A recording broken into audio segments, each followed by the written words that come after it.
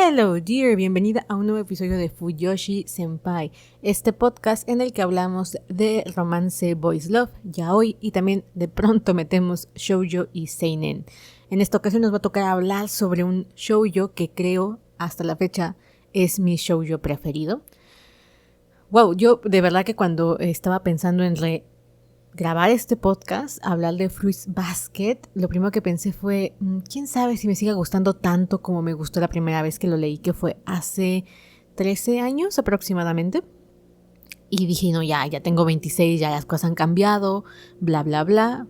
Pues no, yo creo que sigue siendo mi shoujo preferido, creo que no ha habido ninguno que le haya ganado a este. Y volviendo a releer la historia, pues sí, sigue siendo mi shoujo preferido. Creo que he leído Fruits Basket unas 5, 6, no, yo creo que muchas más. Probablemente unas 7 u 8 veces. Y no me canso de Fruits Basket. Es una historia que me encanta mucho.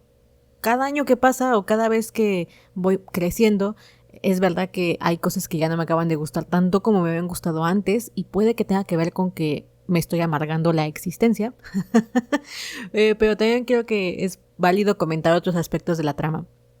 Si es la primera vez que estás aquí y no sabes de qué va este podcast y nunca te habías preguntado sobre Fuyoshi Senpai y llegaste por el título porque te gusta Fruits Basket o estás viendo la primera temporada o no sé, alguna cosa que te haya hecho llegar por aquí, déjame contarte que este podcast tiene muchísimos spoilers, entonces no es un podcast apto para personas que no han terminado la trama o que no les gustan los spoilers.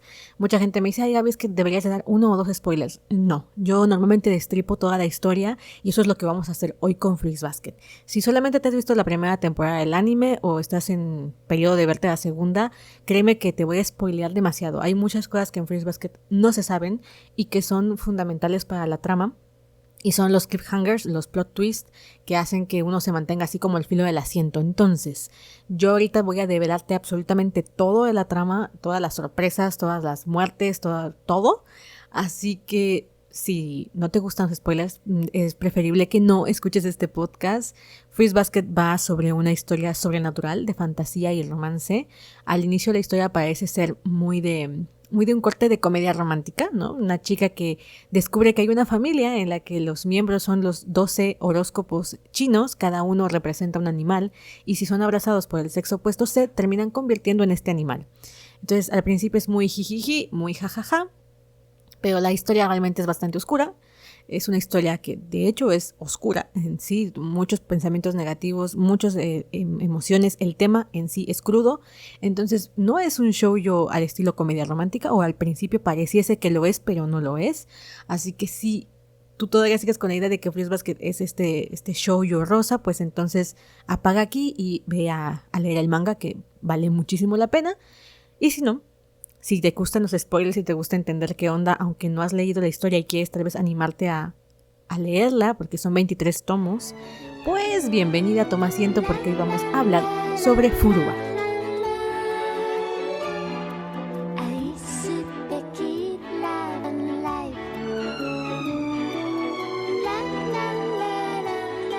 Pues si te estás preguntando quién carajo soy, mi nombre es Gabriela Figueroa, también conocida como Gaby Figueroa.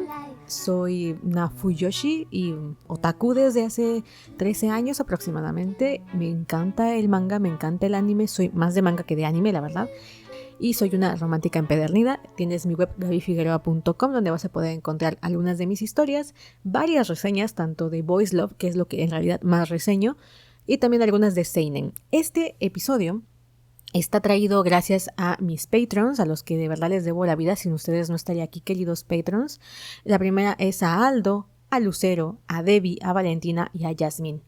Fue muy curioso porque yo en octubre del 2019 había comentado que quería hablar sobre Fruits Basket porque acababa de terminar la primera temporada del anime.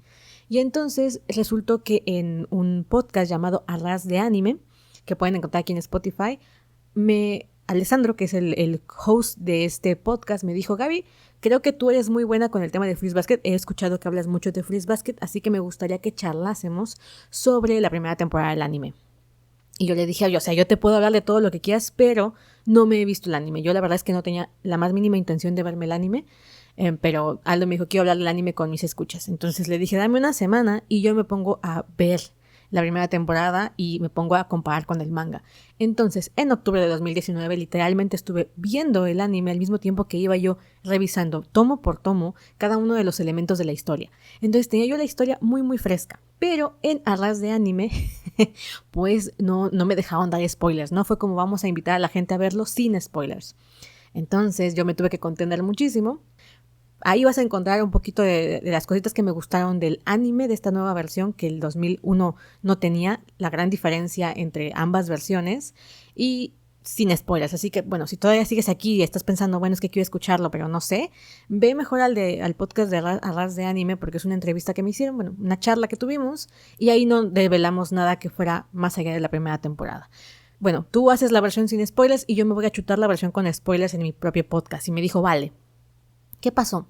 Yo el fin de semana tenía apuntes, notas, tenía yo los mangas, los 23 tomos que tengo de Editorial Vid, porque, oigan, es que yo fui fan desde el inicio, entonces los tengo desde Editorial Vid, aquí acumulados en mi mesa y con notitas y cositas así como muy frescas en mi mente, y me puse a hablar y hablar y hablar, y resultó que me chuté un episodio de 2 horas. Para quienes sigan el podcast saben que a mí el tema del tiempo se me va a veces muy, muy cañón, en plan de que me dicen, ay, me encantaría que fuera un podcast larguísimo, y yo sufro mucho porque hay mucho ruido en mi casa y eso provoca que los podcasts no puedan ser tan largos. Entonces me costó mucho trabajo grabar ese episodio, me emocioné bastante, estaba yo con el hype altísimo porque lo acababa de leer. Y resulta que por tonta, por torpe, cuando me quiero salir del programa para guardar el episodio, para editarlo otro día, me dice guardar cambios y no sé por qué corno de la vida le puse no.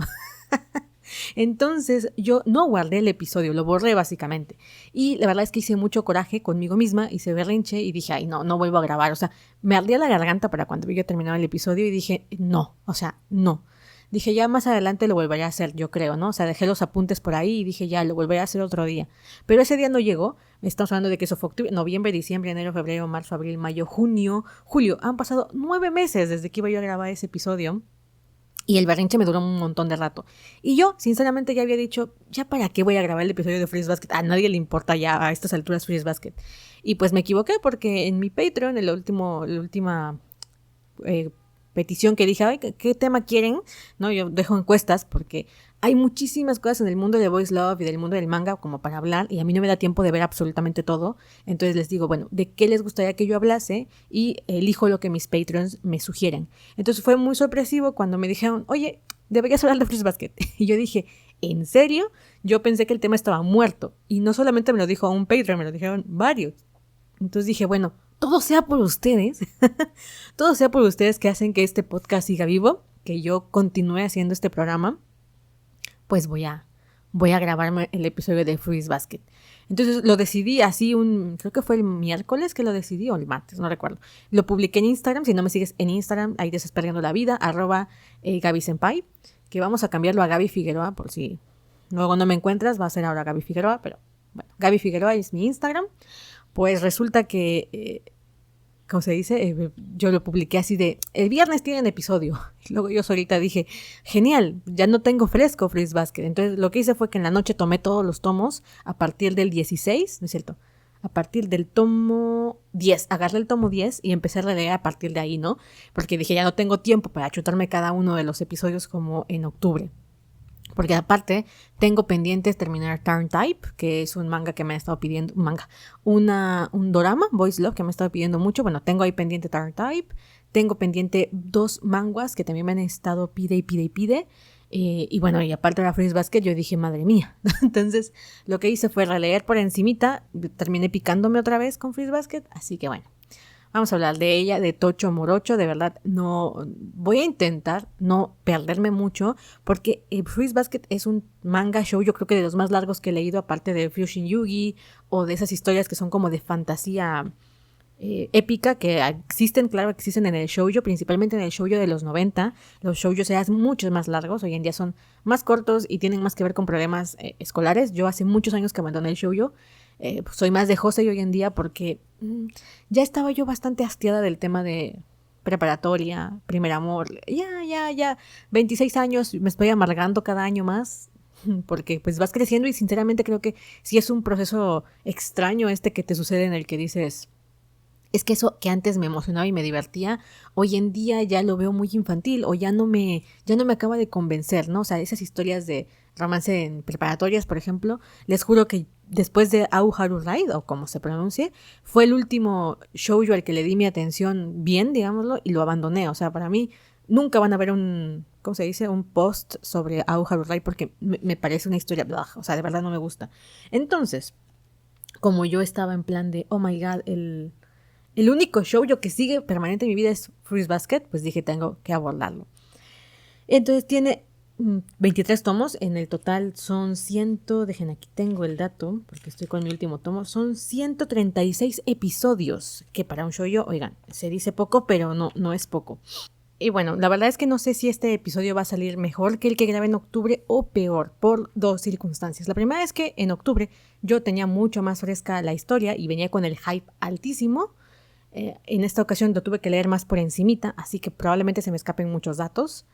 Pero la diferencia entre octubre y ahorita que estamos en julio del 2020, que es cuando estoy grabando este episodio, es que me estuve formando para escribir mi novela.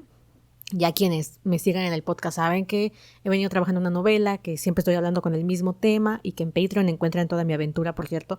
Bueno, pues resulta que pues me he estado formando, ¿no? Entonces he estado aprendiendo sobre técnicas, sobre recursos narrativos, un montón de cosas como para mejorar mi escritura, que de hecho uno piensa que puede escribir y después te vas dando cuenta que pues de poder se puede, pero hacerlo bien hay un margen bastante amplio, ¿no? Entonces he estado como tomando talleres, cursitos, he leído bastantes libros, entonces ahora resulta que no puedo tomar una historia y leerla con toda la emoción del mundo como antes, porque empiezas a ver defectos en la trama, agujeros de guión, problemas con los personajes, y es muy frustrante. Sinceramente, si pueden evitarse esto, evítenselo, porque te genera sentimientos encontrados que no puedas disfrutar tanto una historia. Es muy complicado. Entonces, eso me estaba pasando con Fruits Basket. O sea, empecé a verle muchos más defectos de los que le vi cuando lo leí todas las veces anteriores. Y eso no significa que sea una mala historia o que yo no la haya disfrutado. Simplemente que ahora con el ojo un poquito más crítico empiezas a ver cosas que antes no veías y hasta te amargas un poco la existencia. Por cierto, parece que si todo sale bien el próximo año voy a poder tomar un curso de, ¿cómo se llama esto? Crítica literaria. A ver cómo nos va con ese aspecto. Pero bueno, volviendo al punto, a pesar de todo este rollo de, ya, es crítica y me tomo aquí una pipa, que no, tampoco es para tanto, Fruits Basket sigue siendo mi manga shoujo preferido. Yo pensé que cuando lo iba a releer esta vez iba a encontrar muchos defectos que iban a hacer que yo dijera, no era tan buena como la creía, pero pues no, resulta que sí sigue siendo bastante buena. No tanto como creía al inicio, no tanto, pero sí es muy buena y seguirá siendo por, yo creo, bastante rato más mi shoujo preferido. Si te preguntas cuál es mi Josei preferido, es un manhwa llamado The One, que tienes una reseña de 2 horas también, como 1:40 por ahí, en este podcast más abajo. Esa es una historia china y es considerada Josei. Muy bien, vamos a iniciar ahora sí. Después de 15 minutos hablando, ya te vas a imaginar qué largo va a ser este episodio. Es probable que, como dije, me salte partes o me salte personajes, porque una de las cosas que tiene Fruits Basket es que son demasiados personajes. Yo voy a admirar toda la vida, de verdad voy a admirar toda la vida a Natsuki Takaya, la autora de Fruits Basket, por ser capaz de manejar tantos personajes en una sola historia. Y que cada uno se sienta de alguna manera auténtico, se sienta de alguna manera realmente bien trabajado, bien construido. A pesar de que aparecen en pocos capítulos o son incidentales, los sientes, o sea, parece que de verdad se curró muchísimo el trabajo de personajes. Otra cosa que hay que reconocerle es que a pesar de que muchas tramas quedan como tocadas por encima, aún así las sientes completas. Furuba es ante todo un manga de personajes y de relaciones entre estos personajes. Entonces es común que cada uno de ellos tenga su pequeño mundo, ¿no? O sea, al final, si nos ponemos a analizar este tipo de cosas, cada una de nosotras las personas tenemos un pequeño mundo de personas a nuestro alrededor, de gente, familia, amigos, y si juntamos 13 personas, cada una de esas personas tiene su propio micromundo de relaciones. Entonces, el punto realmente donde convergen todas es Toru, que de alguna manera todos se entrelazan entre todos, ¿no? Pero cada personaje tiene su propia vida.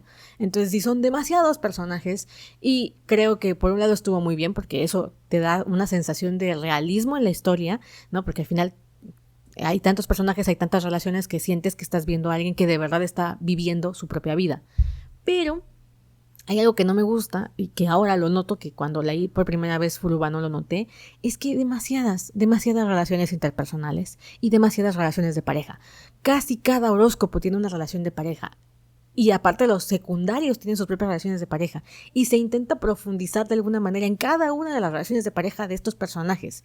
Y todo es amor y todo es fulano con sultano, perengano con menganito. Todos son relaciones de pareja. Entonces, me acuerdo que cuando la primera vez que grabé me dijeron, ay, me gustaría que hablases de todas las parejas secundarias. Mira, es medio imposible. Tendría que chutarme 15 minutos a analizar cada parejita. Y algunas son totalmente irrelevantes, algunas ni siquiera tienen sentido. O sea, ahorita a los 26 leyéndola digo, ¿qué onda con esta pareja? O sea, Kureno y Arisa, que es una de las parejitas protagónicas de alguna manera, no tienen sentido. O sea, muy lindas, muy bonitas, pero no fue insta-love. What the fuck, no me había dado cuenta hasta ahora que estoy releyendo y dije, no puede ser. Realmente la relación de Arisa y Kureno solamente es un pretexto para avanzar la trama. Bueno, vamos a hablar más de eso a continuación. Entonces lo que quiero decirte es que no voy a adentrarme en cada una de las parejitas porque son muchas y algunas ya me resultan irrelevantes a la mitad de la historia. Voy a trabajar las que realmente creo que vale la pena hablar de ellas porque mueven la trama, porque son las parejas protagónicas. Y principalmente vamos a hablar del tema, la trama y todo lo demás de Fruits Basket. Ya a estas alturas ya debes de saber que va a haber spoilers, así que no nos vamos a meter en este asunto. La protagonista, que es Toru Honda, siempre fue mi bias cuando era yo chiquita. O sea, yo la historia que tengo con Fruits Basket es muy especial. Fruits Basket probablemente fue la primera colección de manga que tuve en mi vida. No estoy segura si primero fue Gravitation o primero fue Fruits Basket. La verdad es que creo que debió haber sido Fruits Basket porque era un manga más económico, creo yo.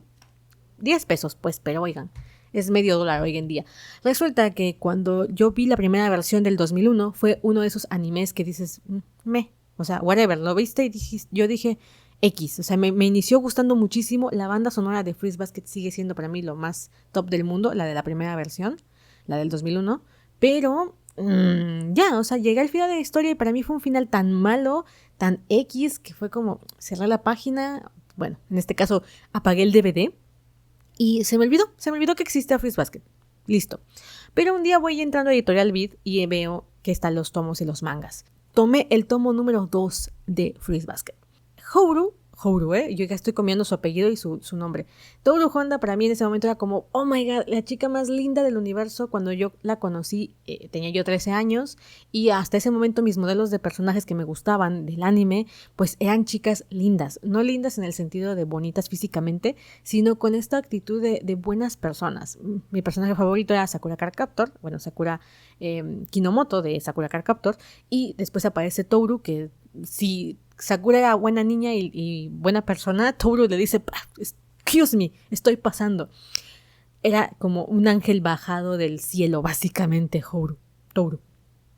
Entonces yo me enamoré muchísimo de ella. Recuerdo que hubo un tiempo que me peinaba como Toru, así de las colitas de junto. Me compré un montón de listones, porque Toru se suele poner muchos listones, moñitos. Bueno, pues yo me fui a comprar a la mercería, recuerdo, moñitos para peinarme como Toru Honda. Mi novio, cuando se declaró, bueno, esto creo que fue, voy a preguntarle, ahorita le mandaría un WhatsApp, pero cuando mi novio se me declaró, creo, se va a morir porque ya no me acuerdo, esto estoy hablando de hace 10 años, se me declaró, me hizo un dibujo de Toru, porque sabía que yo tenía como esta pequeña obsesión con ella y perdí el dibujo.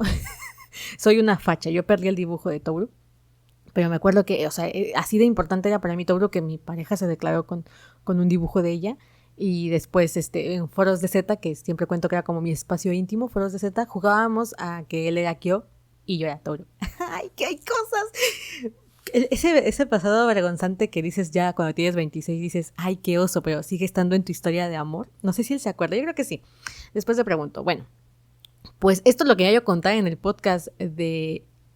¿Cómo se llama? El podcast al que me invitaron, que se llama Ras de Anime, porque yo quería hablar sobre la relación, pero yo decía, bueno, si digo con quién se queda Toru, pues se va a considerar un spoilerazo, ¿no? O sea, al final, aparentemente la primera temporada y aparentemente al inicio del manga, tú sientes que estás hablando de un triángulo amoroso, ¿no? Estás hablando de un triángulo romántico entre Toru, Yuki y Kyo. Pero en realidad, ahora que lo estoy releyendo, que estoy viendo, En el capítulo 54, que es el tomo 10, es cuando Yuki se sale del triángulo romántico. O sea, confiesa que nunca ha estado realmente en el triángulo romántico. Tomo 10 de 23. Estamos hablando de que a la mitad de la historia ya el triángulo ya había valido chetos, ¿no? Entonces a mucha gente le incomodó, mucha gente seguía diciendo que eran Team Yuki, pero pues eso estaba destinado al fracaso, por lo que pudimos ver a partir del tomo 10. Sin embargo, del tomo 1 al tomo 10, creo que hay que tomar en cuenta esto. Es una historia que aparenta ser una cosa que después no va a resultar ser. Aparenta ser una comedia romántica que tiene incluido un triángulo romántico, ¿vale? Una historia de comedia con fantasía y todo muy jijiji, jajaja, como dije al inicio del podcast. Tú vas creyendo que eso es Fruits Basket, tú vas entendiendo las relaciones entre los personajes, tiene un tono y un ritmo lento. Sinceramente creo que eso hicieron muy bien en la primera temporada del anime, acelerar el ritmo, porque en general la historia va lenta. Toda la primera parte del arco es como relaciones, diversión, preparatoria, bla, bla, bla. Hay sus toquecitos de drama, principalmente porque para ese capítulo ya descubrimos el secreto de Kyo, ¿no? El hecho de que si le quitas la pulsera se convierte en un monstruo, que hasta la fecha, hoy en día, digo, es que ese monstruo está bastante mal diseñado. En el anime me dio risa cuando apareció, lo cual es muy triste porque cuando lo vi correr con sus piernitas dije, qué ridículo está. Regresé al manga para ver la verdadera forma de Kyo y no, pues está bastante respetado el monstruo del gato, pero creo que debieron esforzarse más porque se supone que es una visión muy horrorosa de Kyo, ¿no? Aparte huele mal, ¿no? Entonces tiene como muchos elementos desagradables que en el dibujo no están como muy bien representados. Pero bueno, tema ahí. El caso es que ya ahí como que veíamos el conflicto del dolor que sufrían los personajes por la discriminación que existía. Pero toda la primera parte, la discriminación que existe todavía es un poco sutil, es un poco dulce, es un poco natural que suceda porque tu personaje se convierte en animal, ¿no? La historia de Momiji yo creo que a muchas nos hizo llorar cuando nos enteramos que su madre lo rechazó por ser un conejito, ¿no? Y que el shock emocional que debió sufrir su mamá fue tremendo, que prefirieron borrarle la memoria para evitarle más dolor. O la novia prometida de Hattori, el caballito de mar, que también era como, hubo que borrarle la memoria porque realmente ahí el problema no era que se convirtiera en animal, el problema era que Akito le quitó un ojo, lo dejó ciego de un ojo porque hijo de puta, bueno, hija de puta en este caso. Y ya te daban pinceladas de que la trama iba por un mundo oscuro, pero, no es hasta después de los tomos 10 u 11 donde la cosa se pone realmente oscura, ¿vale? No por el hecho de que alguien más los agreda o de que no sean aceptados, sino la misma podredumbre que existe dentro de la familia Soma. Entonces, bueno, dejando esto de lado, creo que eso funciona de la misma manera en el tema romántico. Al inicio parece una comedia romántica de triángulo amoroso y después del tomo 10 te das cuenta que realmente no es un triángulo amoroso, no tiene nada que ver. A muchas personas les molestó el tema del triángulo amoroso cuando se concluyó, cuando Yuki confiesa que ve a Toru como su mamá. Recuerdo que mucha gente estaba como súper indignada y decía, es que nos engañaron, nos mintieron, nos hicieron creer otra cosa, la autora se quiso zafar así de este problema. Y releyéndolo me doy cuenta que creo que no fue así. Yo también en su momento me sentí molesta. Yo jamás fui Team Yuki. Tengo esa afortunada ventaja, creo que lo he contado en otros episodios, que a pesar de que a veces no me gusta la pareja protagónica, sé notar muy bien dónde se va a quedar la protagonista. Cuando hay harem o cuando hay triángulos, normalmente detecto con quién se va a quedar la protagonista. Y puede que me guste o puede que no, ¿vale? O sea, de pronto yo abandono mangas porque me doy cuenta que con quién se va a quedar no me agrada, ¿no? Entonces me salgo usualmente. Si no me gusta, si me gusta, pues me quedo, claro. El punto es que en esta historia pues sucedió lo mismo. Yo desde que empecé a leerlo dije, se va a quedar con Kyo, ¿vale? Fue como muy obvio para mí. No me esperaba el tema de la mamá, no me lo esperaba, pero sí dije yo, no se va a quedar con Yuki, ¿no? O sea, no parece que vaya a ser un triángulo romántico al uso. Pero cuando leí la parte en la que Yuki dijo, es que la veo como mi mamá, dije, ay, qué manera tan cutre de justificar que no es un triángulo amoroso. O sea, en ese momento me pareció muy cutre, muy chafa, ¿no? De decir, ay, qué maneras de decirnos a los lectores que todo lo que hemos visto ha sido una fantasía. Pero ahora, releyéndolo, me doy cuenta que tiene todo el sentido del mundo. La verdad es que releyéndolo actualmente digo, pues sí. Pues sí, porque realmente la historia no va del triángulo amoroso, va de Toru como distintas facetas de su ser mujer. Me gusta hablar de esto porque creo que hay muchos temas en Fruits Basket, o sea, hay tantos personajes, hay tantas historias secundarias que podemos hablar de que tiene 1000 temas dentro de la historia. ¿Vale? 1000 temas, la madurez, la responsabilidad, el crecimiento, el perdón, o sea, tiene muchísimos temas porque cada personaje de Fruits Basket tiene una pequeña historia y esa historia tiene un pequeño tema del que hablar y nos posiciona frente a distintos argumentos o distintos temas lineales, ¿no? Por ejemplo, Kisa y Hiro, ¿no? En el caso de Kisa, que tenía o sufría bullying, pues hablaba sobre el empoderamiento, en plan, Kisa, defiéndete, Kisa, acepta que esta diferencia no te hace menos, ¿no? Ármate de valor, recurre a la gente que te quiere, que la historia de Kisa es muy linda, pero sinceramente después de leer todo el manga, la historia de Kisa se te queda como cute, pero ahí, como, vale, pequeña historia. Toda la primera parte de Fruits Basket es eso, son pequeñas historias que nos muestran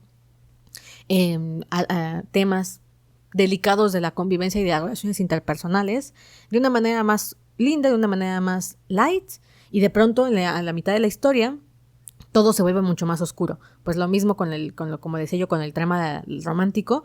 Si la gente se sintió medio engañada porque resultó que Yuki veía a Toru como mamá, pues lo mismo podríamos decirle toda la historia. Yo me sentiría engañada porque resultó que no era una comedia romántica, sino que era un drama familiar, ¿vale? O sea, el tono de Fruits Basket tiene 2 partes y la segunda parte cambia mucho. Entonces no puedes decir que te sientes estafada porque al final ese era el objetivo de la historia. Realmente cuando te vas adentrando te das cuenta que todo parte de este tono oscuro. Yo creo que la autora, la verdad es que exploró demasiadas historias secundarias y llega un momento en el que el drama que iba a seguir el caminito como que se diluye en alguna parte de la historia y es molesto. ¿A qué drama voy a ir a argumentar? Al de la muerte de la mamá de Toru. La mamá de Toru, que es la guapísima Kyoko, fue provocado por un coche, ¿no? El impacto los mató a ambos, al papá de Machi, bueno, al papá de la novia. Ay, ¿por qué se me van los nombres? Bueno, de la diosa de la carne, que las historias están ahí como juntas. Voy a buscar porque tengo aquí los personajes. La novia de Kakeru Manabe. Había muerto el papá de ella por el mismo choque automovilístico que mató a la mamá de Toru, ¿no? Entonces la historia parte de ese hecho, ¿no? O sea, parte de la muerte de la mamá de Toru, que es el que desencadena todos los problemas de Toru realmente. Y resulta que Kyo estaba junto a la mamá de Toru. O sea, que Kyo se sentía re culpable por la muerte de Kyoko. Y eso te lo ocultan durante toda la historia. O sea, los narradores de nuestra historia nos ocultan un montón de cosas. Es muy curioso, pero entre más voy leyendo esto, más me voy dando cuenta que principalmente nuestros protagonistas, que es Kyo, Toru y Yuki, ocultan cosas para los lectores. Yo entiendo que esto es parte de la narrativa de Fruits Basket y que mucha gente no se percata de esto porque uno normalmente asume que tu narrador te está contando la verdad. Uno asume que lo que te está diciendo tu protagonista es verídico. Y entre más vas destrañando los entresijos de la historia, más te das cuenta que tus protagonistas te han ocultado un montón de información. En el caso de Kyo, durante toda la historia resulta que él sabe precisamente que Toru es aquella niña, hija de Kyoko, a la que no pudo rescatar cuando se perdió en la calle, y que él estuvo presenciando la muerte de la mamá, ¿no? Y esto se ve en varios tramos, por ejemplo, en el primer aniversario, bueno, no sé qué número de aniversario de la muerte de Kyoko, cuando van todos al cementerio y Kyo al inicio no quiere. Bueno, sabes que hay algo, ¿no? En este caso sabes que hay algo que tiene que ver con la mamá y con Kyo. Por eso Hanajima le dice, sientes culpa frente a la tumba de Kyoko. Pero hay tantas tramas secundarias a lo largo de ese episodio hasta que lleguemos a donde se destapa la cloaca, que estamos llenando del tomo 20-21, que es cuando Toru se declara, que ya para esas alturas ya se te olvidó. Entonces yo siento que exploraron demasiadas cosas y en algún momento, cuando yo leí la primera vez la declaración de Kyo de maté a tu mamá, yo sentí que ya habían pasado demasiadas cosas como para que eso representara una tensión dramática, sinceramente. Y creo que eso fue algo que se le diluyó a la autora. Entonces sí, como dije, hay 2 partes en Fruits Basket. La primera parece jijiji jajaja, la segunda es como todo darks, ¿no? O sea, todo es culpa, celos, lástima, un montón de temas. Entonces lo que hice fue, para analizar Fruits Basket, develar cuáles eran los temas realmente más importantes de la historia. Creo que el primero es la muerte. Creo que el primero es la muerte y el duelo, ¿no? Porque al final tenemos un montón de personajes que Su muerte han representado cambios importantes para la vida de nuestros protagonistas, tanto muertes físicas como muertes simbólicas. Principalmente, tanto nuestro antagonista como nuestra protagonista vienen de un duelo no resuelto. En el caso de Tohru, perdió a ambos papás, ¿no? Y sus papás representaban todo para ella, mientras que Akito, que viene a ser nuestra antagonista realmente, la villana, yo no estoy segura de quién sería el villano. Yo creo que pondría a la ama de llaves de la casa de los Ouma y a Shigure, porque esa parte me gustó mucho. Pero bueno, prosigamos. A Akito, que también tiene un duelo no resuelto con su papá, ¿vale? Y en otro extremo, un duelo irresuelto simbólico con la madre, que es Ren. Entonces, ambas mujeres parten de la pérdida de sus progenitores y de la culpa, la responsabilidad y el odio que sienten hacia sus progenitores por haberlos abandonado. Y cómo ambas generan distintas formas de lidiar con el problema, ¿no? En el caso de Tohru, es súper alegre, pone siempre una cara de felicidad aunque no esté contenta. Siempre intenta sacar lo mejor y lo más positivo a la gente y oculta su sombra. Mientras que Akito saca su sombra a todo lo que da y espera que la gente la quiera con todo y eso. Es decir, existe este vínculo innegable con los 12 horóscopos del zodiaco. Es tan innegable que ella dice, bueno, voy a ponerlos a prueba constantemente para que yo me sienta amada.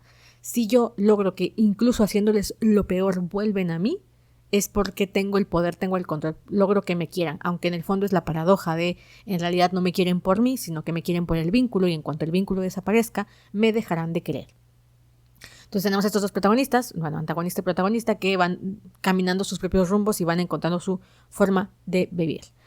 Unas cosas que hoy en día entiendo que a mucha gente no le guste y de hecho a mí misma me resultaba un poquito complicado no posicionarme en algún lugar, era que Tohru es demasiado perfecta. O sea, Tohru es demasiado buena, demasiado angelical, demasiado... en literatura le diríamos una Mari Stu. ¿Mari Stu cómo es? Una Mari Su. No es tú, una Mari Su, que es este personaje que es perfecta, pero ella no lo sabe y todos la aman. Tohru es realmente ese personaje que en muchas obras es asquerosamente poco agradable, que es la típica chica que dice, ay, a mí nadie me quiere, soy fea, no tengo ningún atractivo, tengo un montón de defectos, pero resulta que en realidad todo el mundo la quiere, porque quién sabe, pero es perfecta, todo le sale bien, todo se le da fácil, ¿no? Realmente Tohru cae bastante en el cliché de la Mari Su, de todo es perfecto para ella, todo le sale bien, ¿no? O sea, tía, se te mueren tus padres, pero resulta que terminas viviendo en una casa con 3 galanes, el chico más popular de la escuela, el primo del chico más popular de la escuela, ¿no? Resulta que conoces a la familia de todos los Ouma y todos terminan enamorados de ti, porque todos terminan enamorados de ti. No a nivel romántico, lo cual vamos a analizarlo más adelante, no a nivel romántico en plan de, ay, todos los hombres de la familia Soma se enamoran de Tohru, pero casi, o sea, de verdad, casi. Ay, entonces, esos detallitos como protagonista le restan muchos puntos a Tohru. Creo que la autora pecó de hacer demasiado querida a Tohru. O sea, entiendo por un lado que es un personaje que se le llega a querer, pero tanta perfección, tanta lindura llegan a parecerte falsas, ¿vale? O sea, a mí me incomoda mucho en la vida real la gente así, esta gente que, ay, Dios mío, es casi perfecta, me da repelús. Hoy en día intento que ya no me afecte tanto porque sé que es un prejuicio mío, pero cuando alguien se me acerca con demasiadas buenas bondades, lo primero que digo es, ¿esta persona será auténtica? ¿Será realmente así? Porque me cuesta trabajo no creer que la gente tenga una sombra, una parte oscura, una parte donde sus sentimientos negativos no broten, ¿no? Esta gente que de pronto no siente envidia, no siente celos, no siente ninguna emoción negativa, desconfío mucho de esa gente. Realmente lo que pienso es, no se conocen a ellos mismos lo suficiente y por tanto, un día esa bomba de energía oscura va a reventar. ¿Por qué? Porque yo reconozco en mí misma que tengo un montón de cosas oscuras. No defectos, o sea, no es lo mismo tener defectos a tener cosas oscuras. Los defectos es, bueno, mira, yo soy muy desordenada, soy muy desobligada, tengo defecto de muchas cosas, soy procrastinadora, porque creen que no acaba la novela, soy evasiva, tengo un montón de defectos. Pero mi parte negativa, realmente, mi parte oscura más que negativa, se refiere a que siento mucha envidia, me dan muchos celos, o me comparo constantemente con las personas, o de pronto le deseo el mal a fulano, o le echo la culpa a fulano o a sutano, ese tipo de emociones negativas. Que no me gusta decirle negativas porque al final siguen formando parte de mí, y tienes que lidiar con ellas. Entonces yo decía, ¿por qué todo el mundo quiere demasiado a Toru? O sea, es que me parecía irreal a estas alturas de mi vida. Cuando lo leí la primera vez, yo, como dije, enamorada de Toru.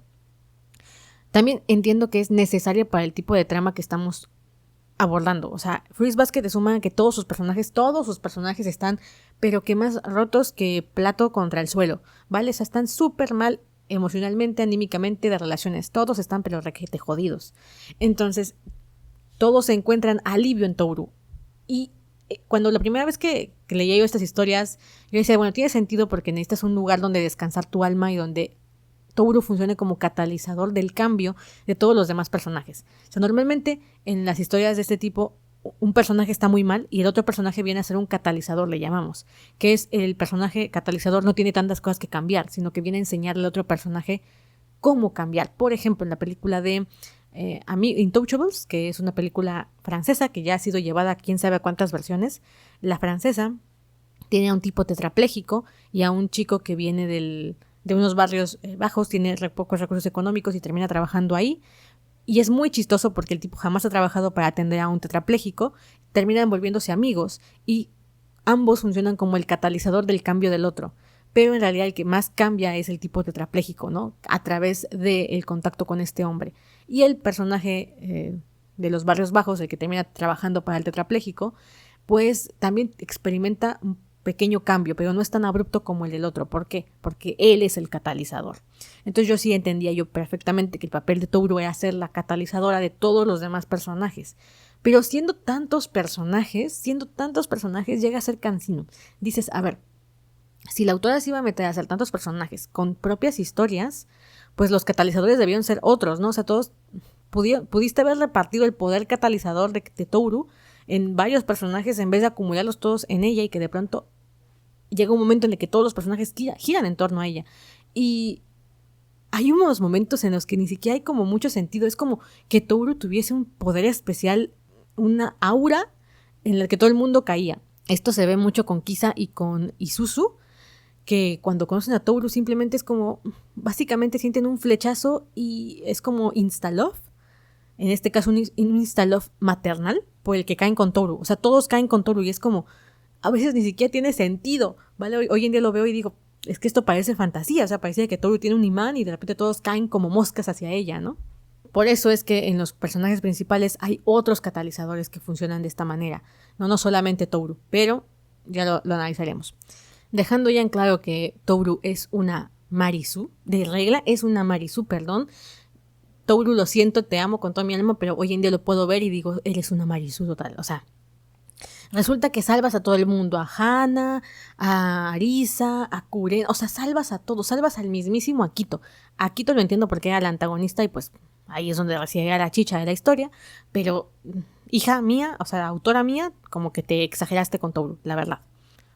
Vamos a hablar de las cosas que me gustaron y que no me gustaron de Fruits Basket. Y voy a dividirlo en trama y en romance. Es porque hay muchos detalles, hay muchas cosas que hablar de la historia, entonces nunca voy a acabar. Como dije, uno de los primeros temas es el de la muerte. Esto de trabajar con el tema de la muerte va a significar también trabajar con el tema del cambio. Yo creo que hay tres patas principales en Fruits Basket. La primera es la muerte, como dije, el tema del duelo no resuelto, porque muchos personajes mueren y muchos de ellos no arreglan sus problemas con el tema de la muerte. Es como que está ahí, es una sombra que los persigue y ellos hacen como que no está. No, Akito, como dije, carga con la intensidad de la muerte de Akira, que es su papá, y con el último aliento de su padre que le dijo es que eres especial, y le hicieron creer que era especial y que era el ser más amado de su padre, para que en realidad en el momento de morir Akito pensara que realmente a quien más amaba era a Ren, que es su mamá, y a la que odia. Akito desarrolla un odio hacia las mujeres. Entonces, entiendes el maltrato físico que les da a todas las personajes femeninas de la historia y cómo se desquita con ellas lo que los hombres hacen. Es todo un caso de estudio del Akito, ¿eh? Akito, por supuesto, odia a su madre por el hecho de que le robó, entre comillas, al padre, y descarga esa ira con todos los personajes femeninos, principalmente, por ejemplo, si Hiro se enamoraba de Kisa, no castigaba a Hiro, castigaba a Kisa. Si Haru se enamoraba de Isuzu, a quien castigaba era Isuzu, con quien por cierto tenía más odio porque físicamente era muy, muy parecida a Ren. Ella se odiaba a sí misma, odiaba su faceta femenina en alguna medida y se ocultaba. Y, por ejemplo, cuando había algún desastre, pues toda su ira iba hacia la mujer de en turno, ¿vale? Y esto también me hace abordar el siguiente tema, que es el papel que jugamos en la vida. Yo creo que la autora tal vez no se metió mucho en esto y tal vez esto tiene que ver por mi formación, pero creo que quiso abordar los papeles que tenemos como mujeres en la vida de las personas y a veces a cuál le damos prioridad y a veces cuál elegimos o decidimos ignorar. Por ejemplo, Akito era mujer, pero se hacía pasar por hombre porque odiaba a las mujeres. Entonces vivía su papel como el hijo especial de Akira, ignorando a Ren, por supuesto. Y sin embargo, su papel femenino hacía que pudiese engatusar a los hombres que se separaban de ella. En este caso, a Shigure y a Kureno, que son como el triángulo. Creo que el triángulo amoroso realmente estaba ahí, entre Shigure, Kureno y Akito. Entonces, en su papel de mujer, hacía cosas que después ella misma reprochaba a otras personas. Y ese vínculo que llevaba con los animales del zodiaco también hay que checarlo, porque si se fijan en la relación que tiene con las mujeres del zodiaco, no es la misma que tiene con los hombres. Es mucho más posesiva con los hombres y a los hombres los condiciona a sus relaciones interpersonales con otras mujeres. Si uno de los personajes masculinos se enamoraba de otra mujer, había bronca, ¿vale? Había bronca, era como, no, tú me perteneces. Y no solamente en la relación o el vínculo especial que tenemos, sino que también perteneces en cuerpo. Esto se ve con los personajes más creciditos que tienen más edad, que son Shigure, Hattori y Ayame y Kureno, ¿no? Principalmente Kureno y Shigure pues son esta parte también carnal que al final existe. Esto es muy curioso porque toda la primera mitad de la historia es todo muy virginal, no sé si se dan cuenta. No se hablan de relaciones sexuales, no se hablan de qué onda con los personajes, porque al final se vuelven animales. No sé si me explico, si te abraza alguien del sexo opuesto, te vuelves animal. Otro detalle que me viene yo obvio por mi formación de Boys Love, por mi amor al Boys Love, lo primero que pienso es, teniendo 13 horóscopos, la condenada autora no se le ocurrió ni poner a ninguno que fuera gay, o sea, de verdad, o una que fuera lesbiana. Si no puedes abrazar al sexo opuesto, ¿no sería como algo natural que de pronto algún personaje decidiese irse por su mismo sexo? Es que me parece irrisorio que con ese argumento, con esa regla en la historia, no se le hubiese ocurrido esto a la autora. Esto no lo veía yo antes, pero por ejemplo el personaje de Mik-chan, que es el mono, que es un hombre pero se viste de mujer, ahí había un mundo para explorar y al final terminó dejándola con la coautora, la editora de Shigure. Y dices, esos detallitos que hoy en día voy viendo. No te digo que tengas que todas las historias shoujo meter una pareja boys love o meter una pareja male to male porque a mí me gusta el yaoi y soy fuyoshi, para nada. Pero viendo tanta riqueza en tus personajes y teniendo este problema de no poder abrazar al sexo opuesto, ¿no hubiese sido lo más lógico? O sea, por lo menos uno de tus personajes que fuese homosexual, mujer o hombre, no me importa, o sea, pero creo que es como irrisorio.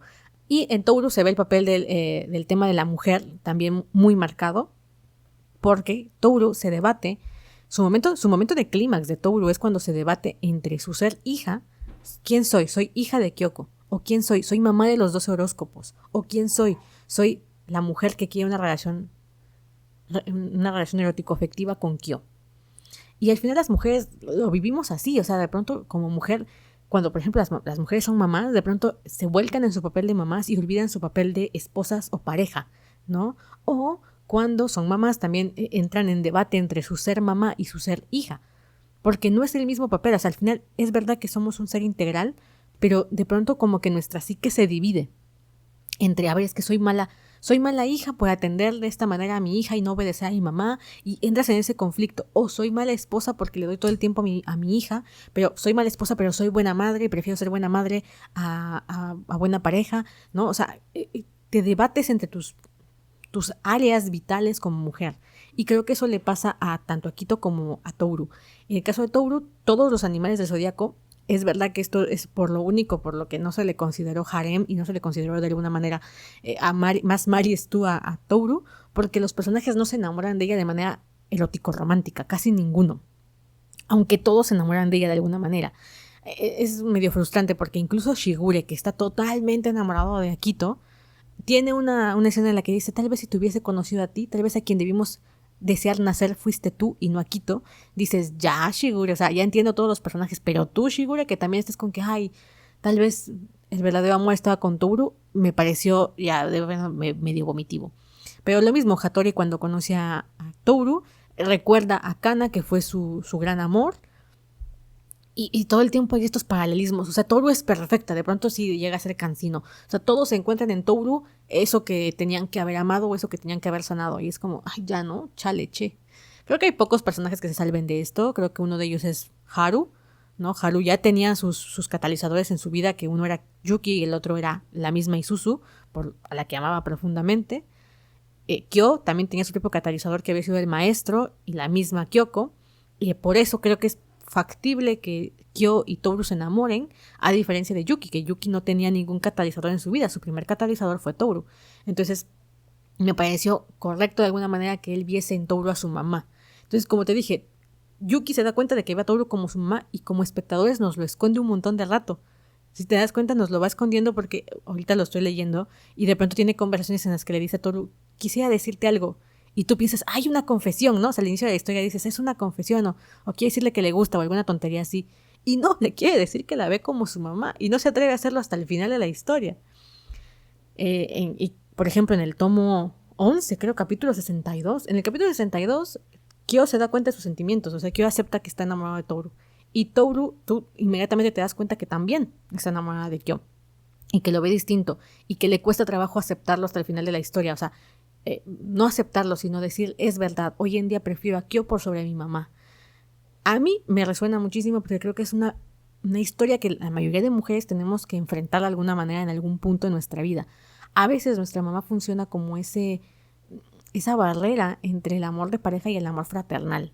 No típico que tu mamá te dice algo de tu novio, de tu pareja, de tu esposo, y entonces te perfora la cabeza como si te metieran una perforadora en el cráneo, y esa idea que te dio tu mamá ahora te taladra cada rato, ¿no? Y tu mamá te lo pudo haber dicho con muy buenas intenciones o con muy malas, porque las mamás también son muy manipuladoras en algún momento, y de pronto tienes que romper la barrera de la inercia de ser hija para ser esposa o ser amante, ¿no? Clásicos problemas maritales donde la pareja se desmorona por la suegra, ¿no? Porque el marido no logra ponerte a ti como esposa por sobre su mamá, ¿no? Y entonces si hay algún problema, luego se va con la mamá. O si la mamá le dice algo, luego hay bronca en el nido familiar, ¿no? Y la esposa se enoja porque es que tu mamá siempre.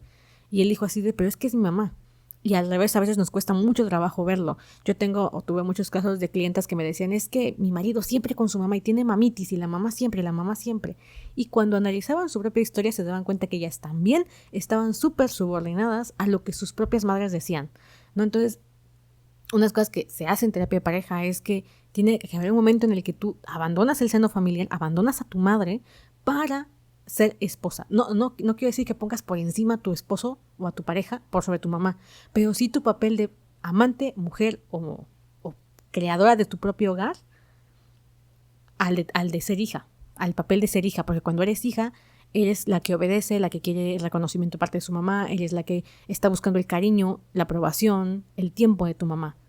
Y cuando te independizas, se supone que más que una independización a nivel espacio o a nivel físico, tiene que ser simbólica. Tienes que hacer este recorrido de ahora ya no soy hija, ya no soy la que va a obedecer, soy la que tiene que tomar sus propias riendas, ¿no? Entonces eso significa como superponer a la figura de la pareja a la de la madre. Y Toru no lo puede hacer, de hecho ese es su gran conflicto. ¿Por qué creo que esto es tan importante? Además de aceptar el cambio y de aceptar que las personas que sería la tercera pata, el cambio en sí, ¿no? O sea, el duelo viene ligado al cambio. Toru no quiere abandonar a su mamá porque siente que crea a alguien más de la manera en que quiere estar con Kyo, porque no tiene ese conflicto queriendo a Isuzu, queriendo a Yuki, queriendo a todos, no hay problema, pero con Kyo sí hay problema. ¿Por qué? Porque ella siente que de alguna manera es soltar a mamá, porque mamá deja de ser lo más importante para ti. Pero pues ella ya había fallecido y entonces de alguna manera lo que no quería hacer era soltar la idea de que mamá falleció realmente. No sé si me estoy explicando. Simbólicamente es como, a pesar de que has muerto, no te dejo ir. Pero al mismo tiempo tú estás estancada en el pasado y no puedes avanzar. Entonces, esto yo creo que es el tema principal de Fruits Basket. ¿Por qué? Porque es el momento del clímax. Digamos que en el momento del clímax es cuando el personaje tiene que tomar la resolución más importante, ¿no? Y la resolución más importante es exactamente este problema. Resulta que Kyo es o se siente culpable de haber matado a su mamá, de haber matado a Kyoko. Y que Kyoko le dijo, no te perdonaré, ¿no? Entonces, Toru tiene que elegir a la figura de la madre muerta que no perdona a Kyo, y por tanto, si ella va en la misma línea que su mamá, tendría que hacer lo mismo.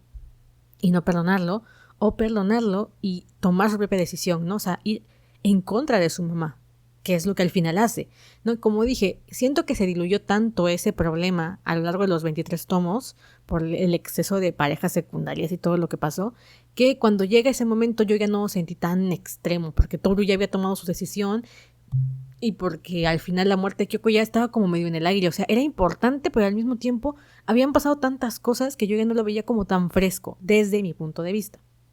Y lo mismo con Kyo, o sea, ya habían pasado 2 años, creo, y Kyo apenas se había empezado a ver culpable o a haberse sentido culpable por el tema de haberse enamorado de Toru, ¿no? En plan de, no tengo derecho a amarla porque yo maté a su mamá. Pero al mismo tiempo siento que se quedó ahí un poquito como medio en el aire desde mi punto de vista. Y que cuando llega el momento dramático, pues no lo sentí tanto. De hecho, ay, me dieron ganas de agarrar golpes al pobre de Kyo. Entonces, aquí van los temas que a mí más me pegaron y que me parecían más importantes en la historia, que es duelo, o en este caso pérdida, muerte, que viene ligada con el cambio y la necesidad de cambiar, la necesidad de darle fin a las cosas, que por también la anécdota que se cuenta de la historia, la mitología de los 12 horóscopos, creo que es el tema principal de la trama. O sea, creo que eso es lo que mueve la historia de Fruits Basket, el tema de aceptar la muerte, aceptar el cambio y dejar ir, ¿vale? O sea, al final uno también tiene que aprender a soltar.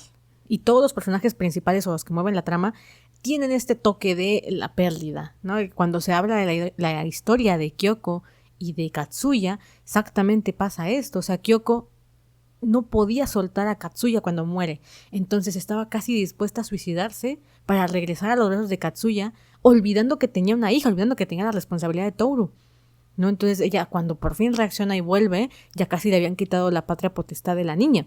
Entonces el duelo que estaba atravesando Kyoko fue muy fuerte y se sobrepuso cuando aceptó la muerte y aceptó que tenía otras razones por las cuales vivir, en este caso su niña, que era Toru.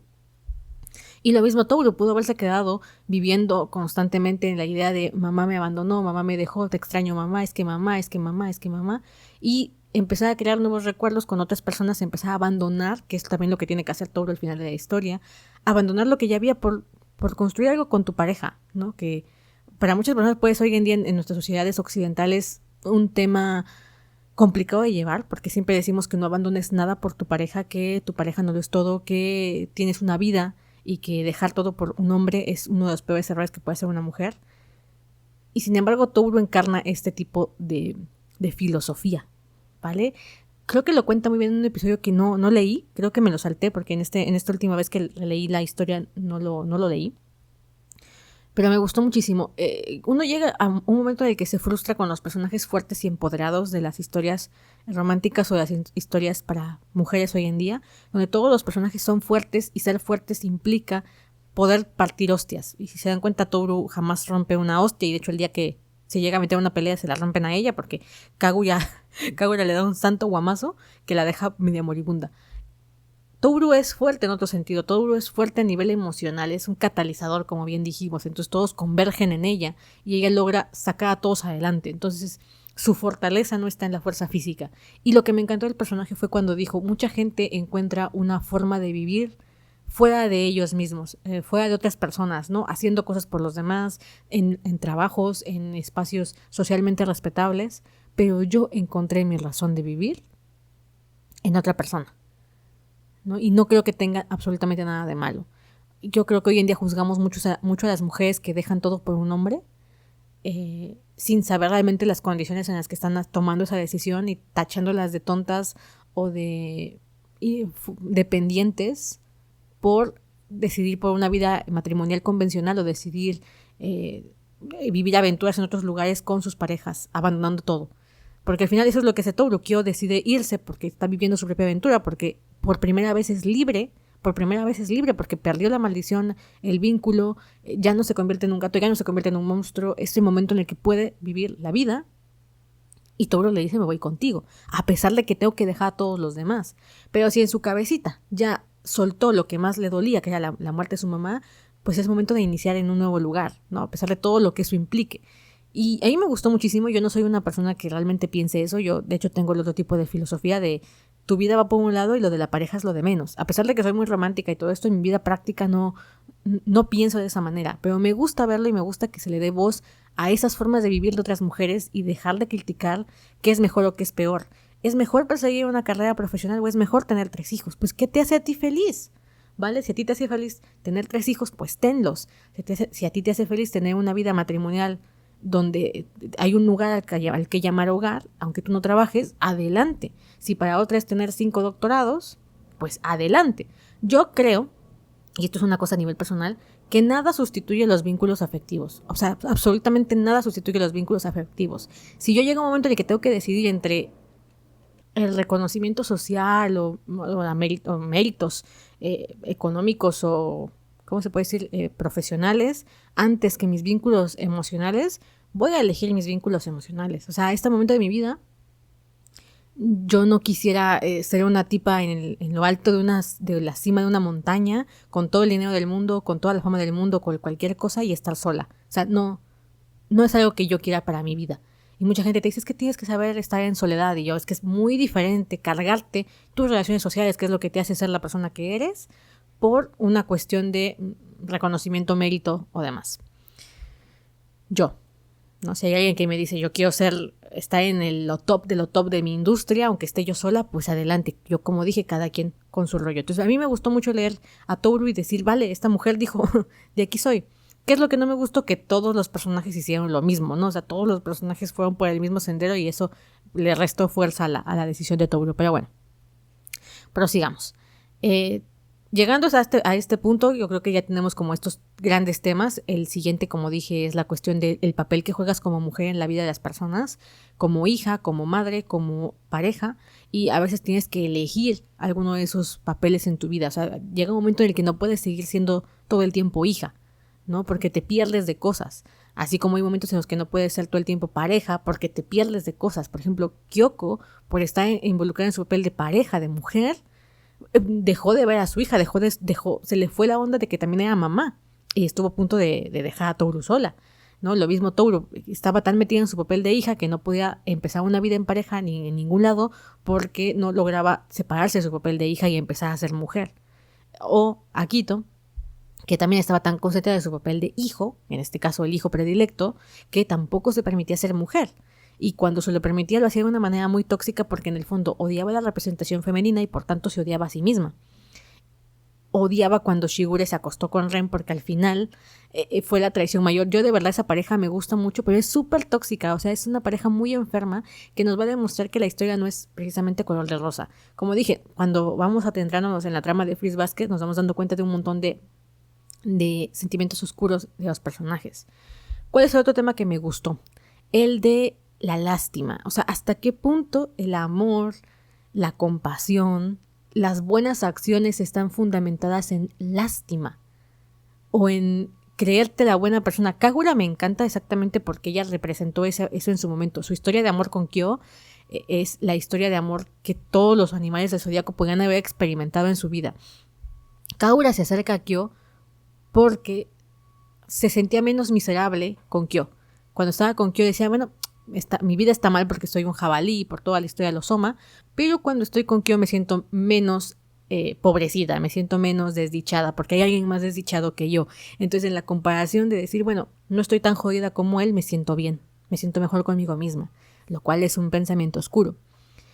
Y luego esta parte de decir, bueno, si yo acepto al demonio que es Kyo, si yo acepto al monstruo de Kyo, soy la pura, la buena, la que puede aceptar al monstruo de Kyo.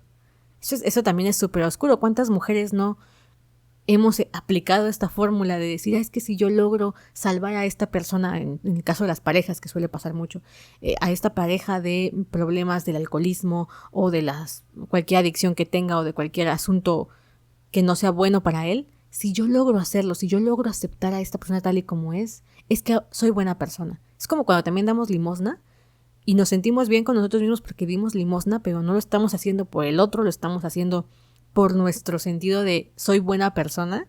Entonces, a medida en que yo me siento mejor persona, sigo haciendo obras de caridad, ¿no? Que al final la obra en sí es la misma. Me acerqué a ti, como le dijo Kyo, no me importa el motivo por el que te hayas acercado a mí, Kagura. O sea, bien pudo haber sido lástima, lo que sea, pero me hiciste feliz el momento en el que duró, porque yo estaba solo. Entonces, eso también da para un debate ético. O sea, al final lo que importa es la consecuencia o la motivación, ¿vale? Me acerqué contigo por motivos egoístas, crueles, o me acerqué contigo por motivos oscuros de autorregocijo, de ego, pero al final la consecuencia fue positiva. Eso quita o le quita peso a los motivos originales, sí, no, hasta qué punto. Eso también lo vamos a ver al final de la historia, casi cuando Kazuma, el papá adoptivo de Kyo, les cuenta la historia del abuelo, ¿no? Les dice, el abuelo, mi abuelo, que fue el anterior Nahual del gato, y vive encerrado en esta habitación todo el tiempo, pues, oye, había una mujer, una cortesana que nunca fue su pareja oficial, pero al parecer fue la mamá de sus hijos, lo atendió hasta el final de su vida, y la gente le preguntaba, ¿por qué lo haces? Y ella dijo, bueno, es que me da mucha lástima, ¿no? Y Kazuma no quería lo mismo para Kyo, o sea, decía, quiero que alguien lo quiera por ser quien es, no por los sentimientos de lástima que le puede causar a la persona. Toru lo mismo, o sea, creo que en Toru es exactamente como dije Marisu, no hay ese sentimiento, o sea, se acerca a todos porque siente compasión fidedigna por ellos, porque se siente reflejada con ellos y los puede querer sin este condicionamiento, mientras al mismo tiempo es fiel a sí misma.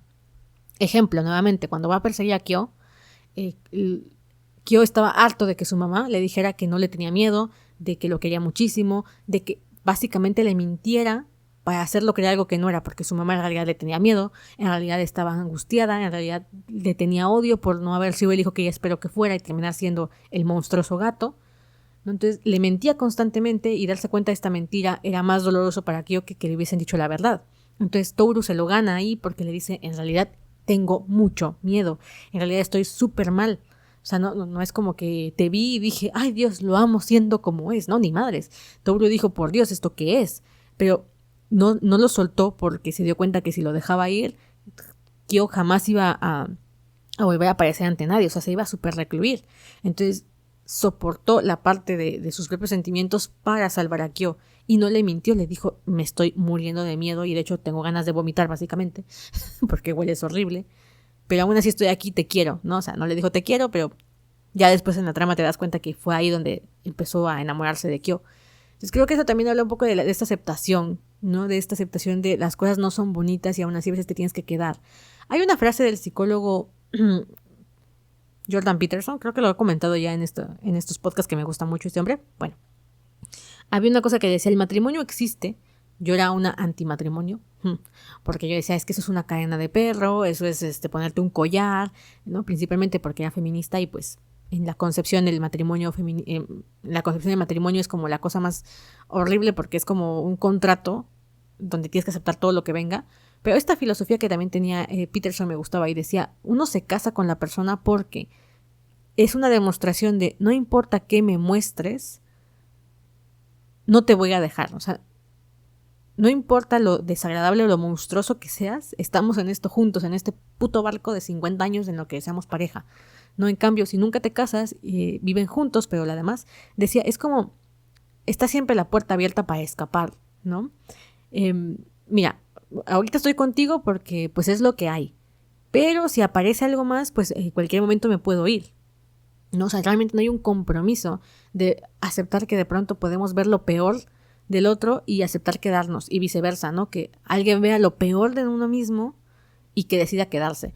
Claro, esto hay que matizarlo, ¿no? No es lo mismo que tu pareja te golpee y haya violencia intrafamiliar y bla, bla, bla, y digas, ay, es que estoy casada con él y me tengo que quedar aquí hasta que me muela golpes. No, hija, pero se refiere a, de pronto, como dije, hay muchos sentimientos negativos, muchas cosas feas de cada uno de nosotros y de pronto no hay ningún lugar de contención, no hay ningún lugar en el que te puedan aceptar.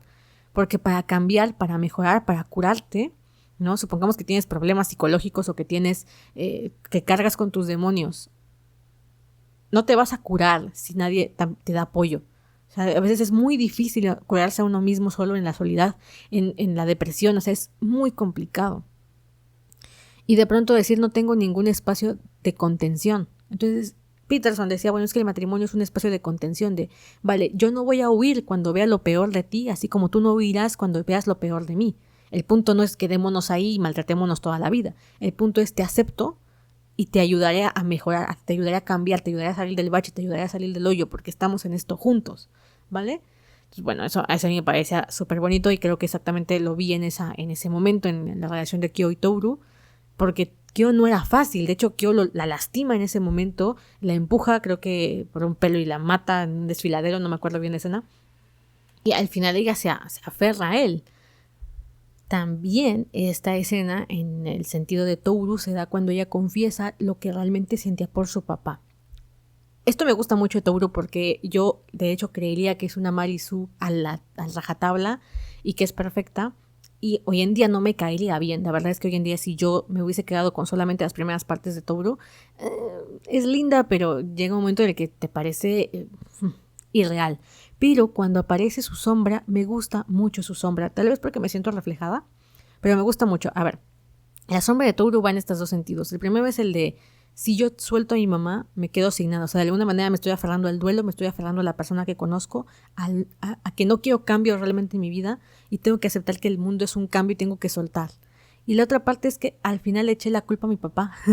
Al final empecé a ver a mi papá como el malo de la historia porque se quería llevar a mi mamá. Y en el fondo lo detestaba yo y en el fondo había sentimientos negativos hacia él, había culpas, había responsabilidades, que esto... El tema de la culpa y la responsabilidad lo vamos a ver más en Akito y en Kyo y en Yuki, que es súper importante para ellos, que es este asunto de quién tiene la culpa de qué.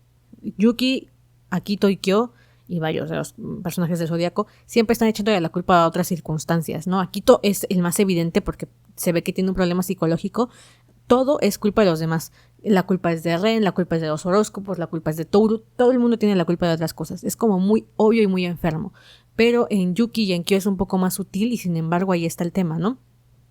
Yuki culpaba a Kyo por ciertas cosas y Kyo era como mucho más evidente. La culpa es del ratón. De hecho se lo dice Kyoko al final de la historia. Bueno, inicio cronológico de la historia, pero final del tomo, donde le dice: es que si no hay alguien a quien culpar, ¿qué haces? ¿No? O sea, si quitamos de la ecuación a Yuki, ¿qué queda? Porque ya no hay a quien culpar. Bueno, pero Kyo no tiene problemas. O sea, quita a Yuki de la ecuación y se culpa a sí mismo. Por eso quiere que los demás lo culpen. Por eso le dice a Tohru: quiero que tú de alguna manera también no me permitas perdonarme. Y ella le dice: no, ni madre, yo estoy enamorada de ti y acéptalo, tómalo, déjalo. Y por favor, de preferencia, tómalo. Ay, me encanta esa pareja. O sea, han pasado los años y la sigo leyendo y me sigue gustando. O sea, yo normalmente lo que sucede con las parejas es que no envejecen bien. Ves las situaciones que se involucraron los personajes cuando tenías tú 13, lo que me pasó ya lo he contado muchas veces con Risa y Otani de Lovely Complex, que era como: ay, me encanta la historia, y después la ves cuando tienes 20 años, o tal que tengo 26, es como: pero por el amor de Dios, hija, sal de ahí, o sea, estúpido Otani, por el amor, estúpido Otani, ¿no? O ves Boku no Gaita, que odio Boku no Gaita, o ves Itasura no Kiss, que me gusta mucho, o sea, es como me divertí muchísimo con la historia, pero hoy la ves y te da pena ajena, te da muchísima pena ajena. Bueno, eso sucede con muchas historias de romances que no envejecen bien, y en cambio yo sigo leyendo Fruits Basket y Tohru y Kyo me siguen encantando como pareja. O sea, si de pronto digo: Kyo, eres el hijo del drama, ¿no? O sea, es una drama queen, decídete qué carajo quieres, pero me parece que envejecieron muy bien. Además de que en la historia también envejecen y yo lloro mucho. No se imaginen la de lágrimas que lloro cuando... Lágrimas que lloro. Ah, chinga. Bueno, las lágrimas que suelto cuando los veo de viejitos caminando. La primera vez que lo leí creo que no me pude consolar como dentro de una hora. O sea, fue muy brutal. Me dolió mucho acabar Fruits Basket. Todavía me duele acabar Fruits Basket. Esas cosas que te quedan grabadas en el corazón y que no se te quitan. Ay, bueno, pues Fruits Basket sigue siendo eso para mí, como me acuerdo. ¿En qué iba? Me refui. Bueno, pues el tema ese del perdón y de la culpa, la responsabilidad, quién tiene la culpa de qué, yo lo veía mucho en estos tres personajes. La aceptación de la pareja y del monstruo que reside en cada uno de nosotros lo vi en exactamente la escena del monstruo de Kyo, y la vi en la escena donde Tohru pone a prueba a Kyo. Esto está muy chido porque las parejas en la vida real ponemos mucho a prueba el amor que sienten nuestras parejas por nosotros. Yo lo hacía muchísimo, yo era una persona súper celosa y de pronto era como: voy a ver hasta qué punto me aguantan. Es algo psicológico y es algo inconsciente, no es que tú estés pensando: voy a ver hasta dónde me aguantan. No es consciente, pero cuando lo haces consciente te das cuenta que en realidad sí fue así. Era como: voy a presionar a mi pareja, voy a ponerlo a prueba cada rato hasta que yo vea que realmente me ama. Pero en el fondo lo que quieres es que te deje para que tú compruebes que en realidad nadie te puede querer. Esto es como la profecía autocumplida. Yo en mi cabeza tengo la idea de que nadie me puede querer, ¿no? Supongamos. Tengo la idea de que nadie me puede querer. Llega una pareja que pareciese que realmente me quiere como soy y mi inconsciente tiene que comprobarse que la idea que ella tiene no es incorrecta. Entonces, sabotea la propia relación para poner a prueba a su pareja todo el tiempo hasta que esta persona la deje. Y entonces pueda decirse, ¿ves cómo tenía razón? Nadie puede quererme. Es lo que hace Akito. Akito todo el tiempo lo está haciendo. Es como súper consciente de que pone todos los horóscopos a prueba para que regresen con él, con ella, ¿no? Entonces, en la medida en que regresan, ella puede comprobarse a sí misma que tiene la razón, ¿no? Entre comillas. Por eso le da tanto miedo cuando pierden el vínculo, porque sabe que no volverían, ¿no? Y Toru también experimenta esa sensación de necesito poner a prueba a Kyo. Y lo pone a prueba. Por eso es la única persona a la que le cuenta su sombra. No se la cuenta a nadie más, ni a Isuzu, que creo que es como con la que tiene ese pequeño conflicto. Ni a ella se lo cuenta, solamente se lo cuenta a Kyo.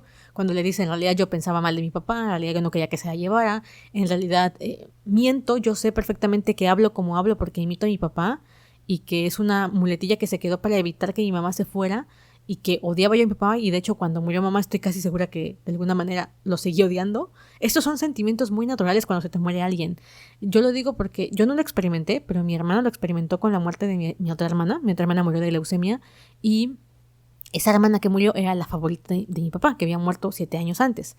Entonces dice mi hermana que esto nunca nos lo contó, de hecho nos lo contó hace muy poco, que el día que falleció mi hermana se sintió súper enojada y fue al retrato de mi papá y le gritó que si se la quería llevar, que por qué se la había llevado, que como que lo culpó del asunto, ¿no? Y es ilógico y tú después lo analizas y dices, es que es una estupidez, yo sé que no es así, pero así actúa tu psique, así actúa el dolor, así actúa la ilogicidad de la muerte, porque a veces dices, güey, es que la muerte es ilógica, es la cosa más natural del mundo, pero es súper complicada de entender.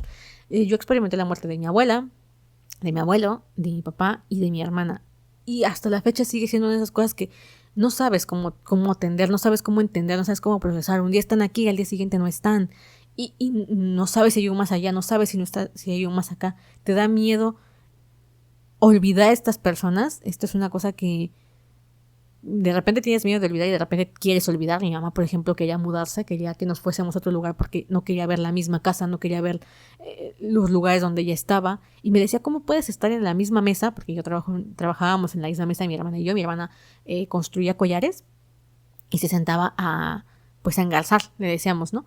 Entonces yo me sentaba enfrente de ella a hacer la tarea, porque era una mesa larga y entonces en esa mesa nos sentábamos en los extremos y nos veíamos todos los días. Y mi mamá parecía increíble, me decía, es que yo no entiendo cómo puedes sentarte en el mismo lugar y darte cuenta que enfrente de ti que ya no está esa persona. Y yo, gracias mamá, si no tenía yo problemas para esto, pues probablemente ahora los voy a tener. Thank you, eres excelente. Y de verdad es que es unas cosas que es complicada de superar, pero de alguna manera después de la muerte la vida sigue. Y es algo que a mucha gente le causa conflicto. Cuando recién se te muere alguien, a veces no quieres ni sonreír, no quieres pasarla bien, no quieres divertirte, no quieres hacer nada porque sientes que estás traicionando la memoria, que deberías estar como en duelo permanente. Mi mamá, después de la muerte de su abuela, estuvo 8 años, creo, vistiendo de negro, en depresión, así, mala onda. Y bueno, yo hoy en día lo digo y la veo y digo, por el amor de Dios, mamá, o sea, te estabas maltratando tú solita, porque no creo que a tu abuela le hubiese gustado que estuvieses así todo el tiempo, no sé si me explico, pero al final no sabemos que les hubiera gustado porque están muertos y son unas cosas difíciles de entender y pasar ese bache a veces es complicado, ¿no? En el caso de Toru, por ejemplo, ella no se permitía estar triste, al contrario, siempre sea como, tengo que estar contenta para cuando mamá regrese, tengo que estar todo el tiempo pensando en mamá, era como una especie de obsesión, ¿no? Que a mucha gente le caía mal, y a mí también hoy en día me cae mal, pero entiendes que era la manera de continuar el legado de mamá, de que permanezca en tu memoria, de que no se difumine, y a veces unas cosas difíciles es dejar que se difuminen, ¿no? Entro en crisis porque me viene claro mi propia experiencia y mis recuerdos con este tipo de cosas y siempre pienso, bueno, ¿hasta qué punto, no? O sea, ¿hasta qué punto tienes que abandonar los recuerdos de esas personas para poder seguir? Porque yo, por ejemplo, cuando era más chica, me acuerdo que yo pensaba no casarme, ¿no? Este típico de historias de que yo no voy a vivir con ningún hombre y, bueno, otro día hablamos de eso.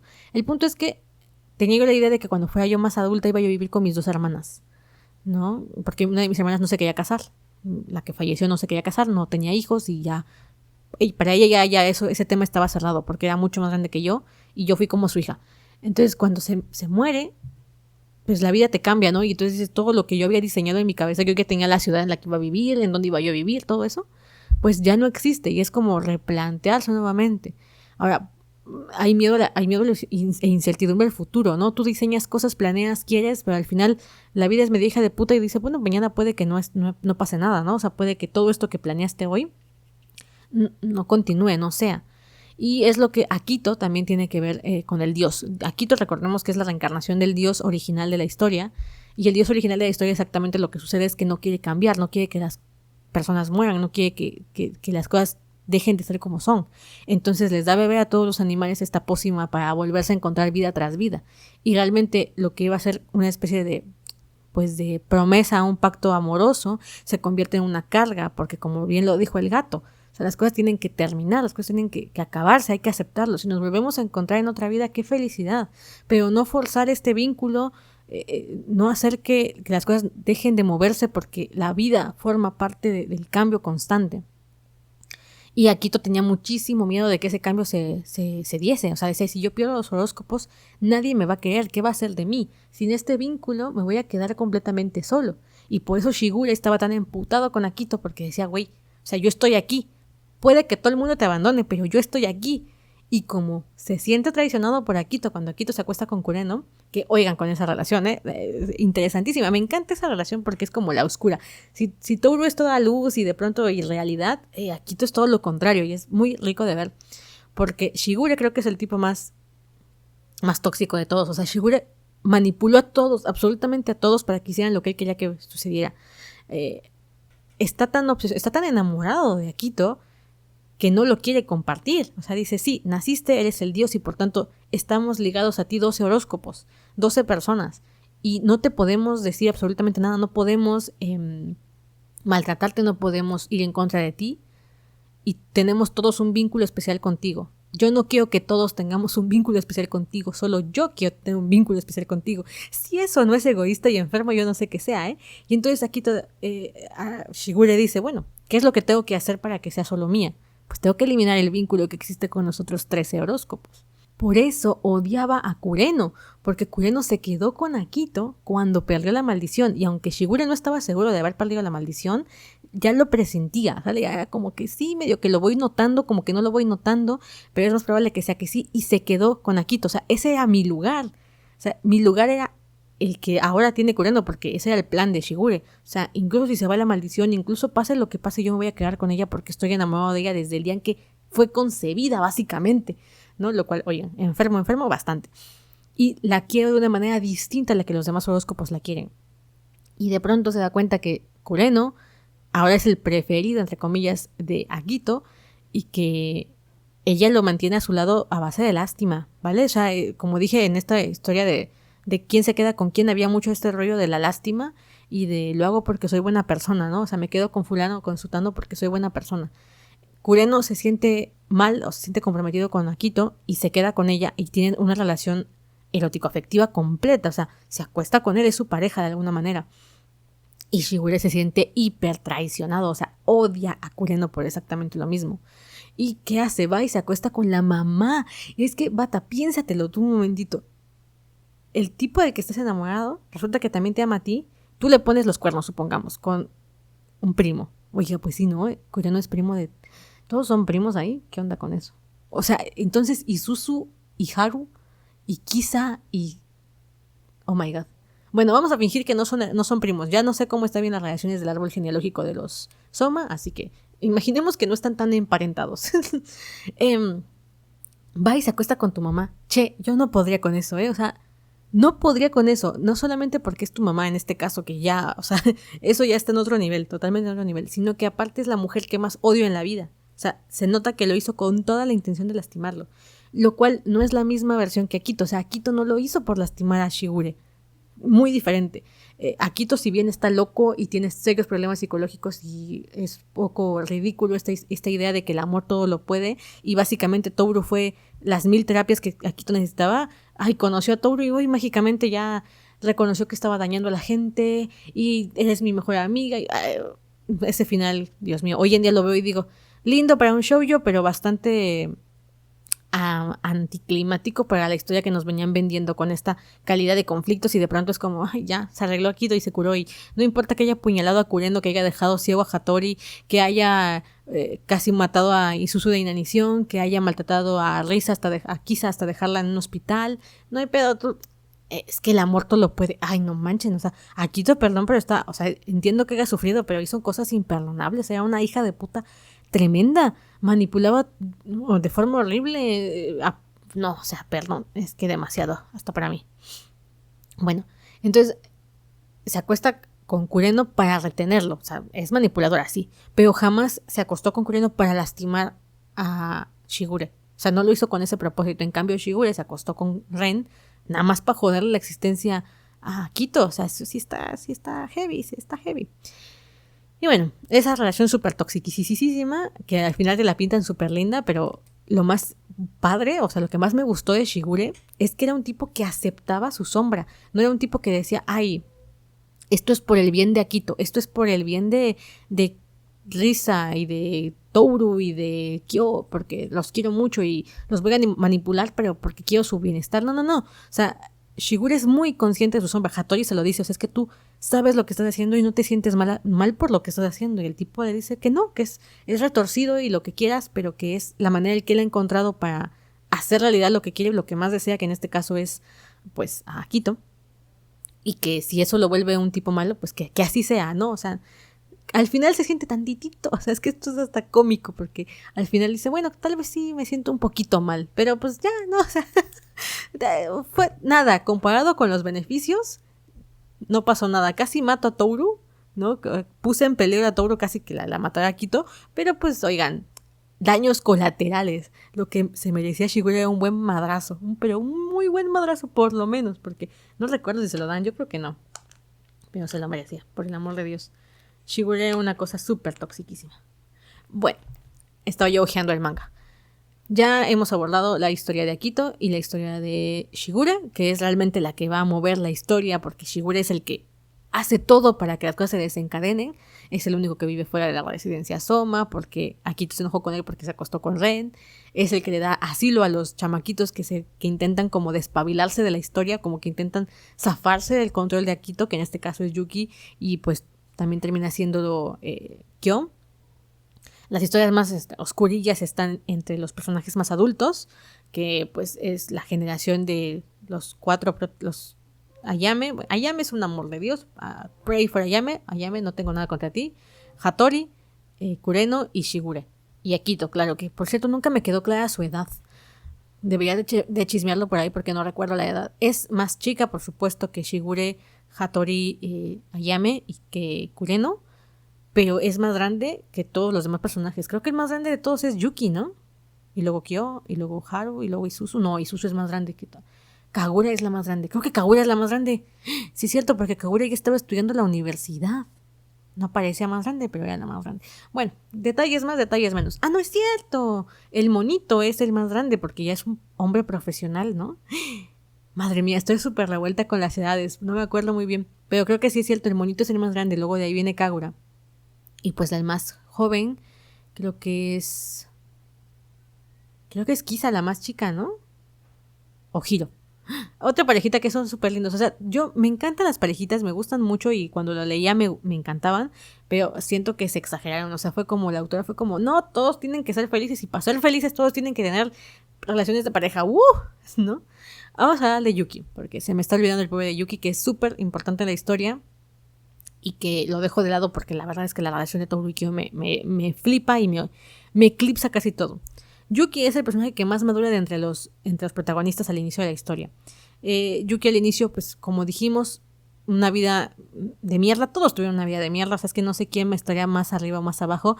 Diría la novia de Kanabe, no me gusta que tomes el dolor de la gente y lo pongas en una escala y te pongas a comparar, que es lo que le dice cuando le dice que ella está sufriendo más que Toru, y la tipa le dice, o sea, ¿qué clase de mentalidad es esa? Vamos, agarramos el dolor de las gentes y vamos a ponernos en una escala y decir, vale, tú sufriste más, tú sufriste menos, y entonces vamos a juzgarlos con esa vara. Y me pareció un comentario muy acertado, porque es verdad, o sea, agarramos a todos los personajes de esta historia y decimos, a ver, ¿quién sufrió más? No, pues yo creo que Yuki, no, pues yo creo que Kyo. los dos estaban bastante jodidos. La verdad es que todos estaban bastante jodidos. Una que se suicidó la mamá, la otra es una mamá hija de puta que no ve más a su hijo que como una herramienta. Ambos sienten celos mutuos. Pero Yuki tiene la facultad de evolucionar más rápido. ¿Por qué? Yo creo que aquí sí va a tomar mucha importancia el hecho de que él entre en contacto con el consejo estudiantil y que de verdad haga amigos fuera de la casa Soma. A mucha gente no le gustó que Yuki no se quedara con Toru. Como ya dijimos, desde el capítulo 50 y algo, dice que la siente como su mamá.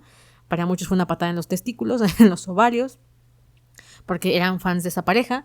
Yo, al principio, como dije, me sentí un poco enojada porque dije, la autora nos intentó engañar, ¿no? O sea, la autora nos vendió otra cosa, pero al final, en sí, Fruits Basket nos vendió una cosa y era otra.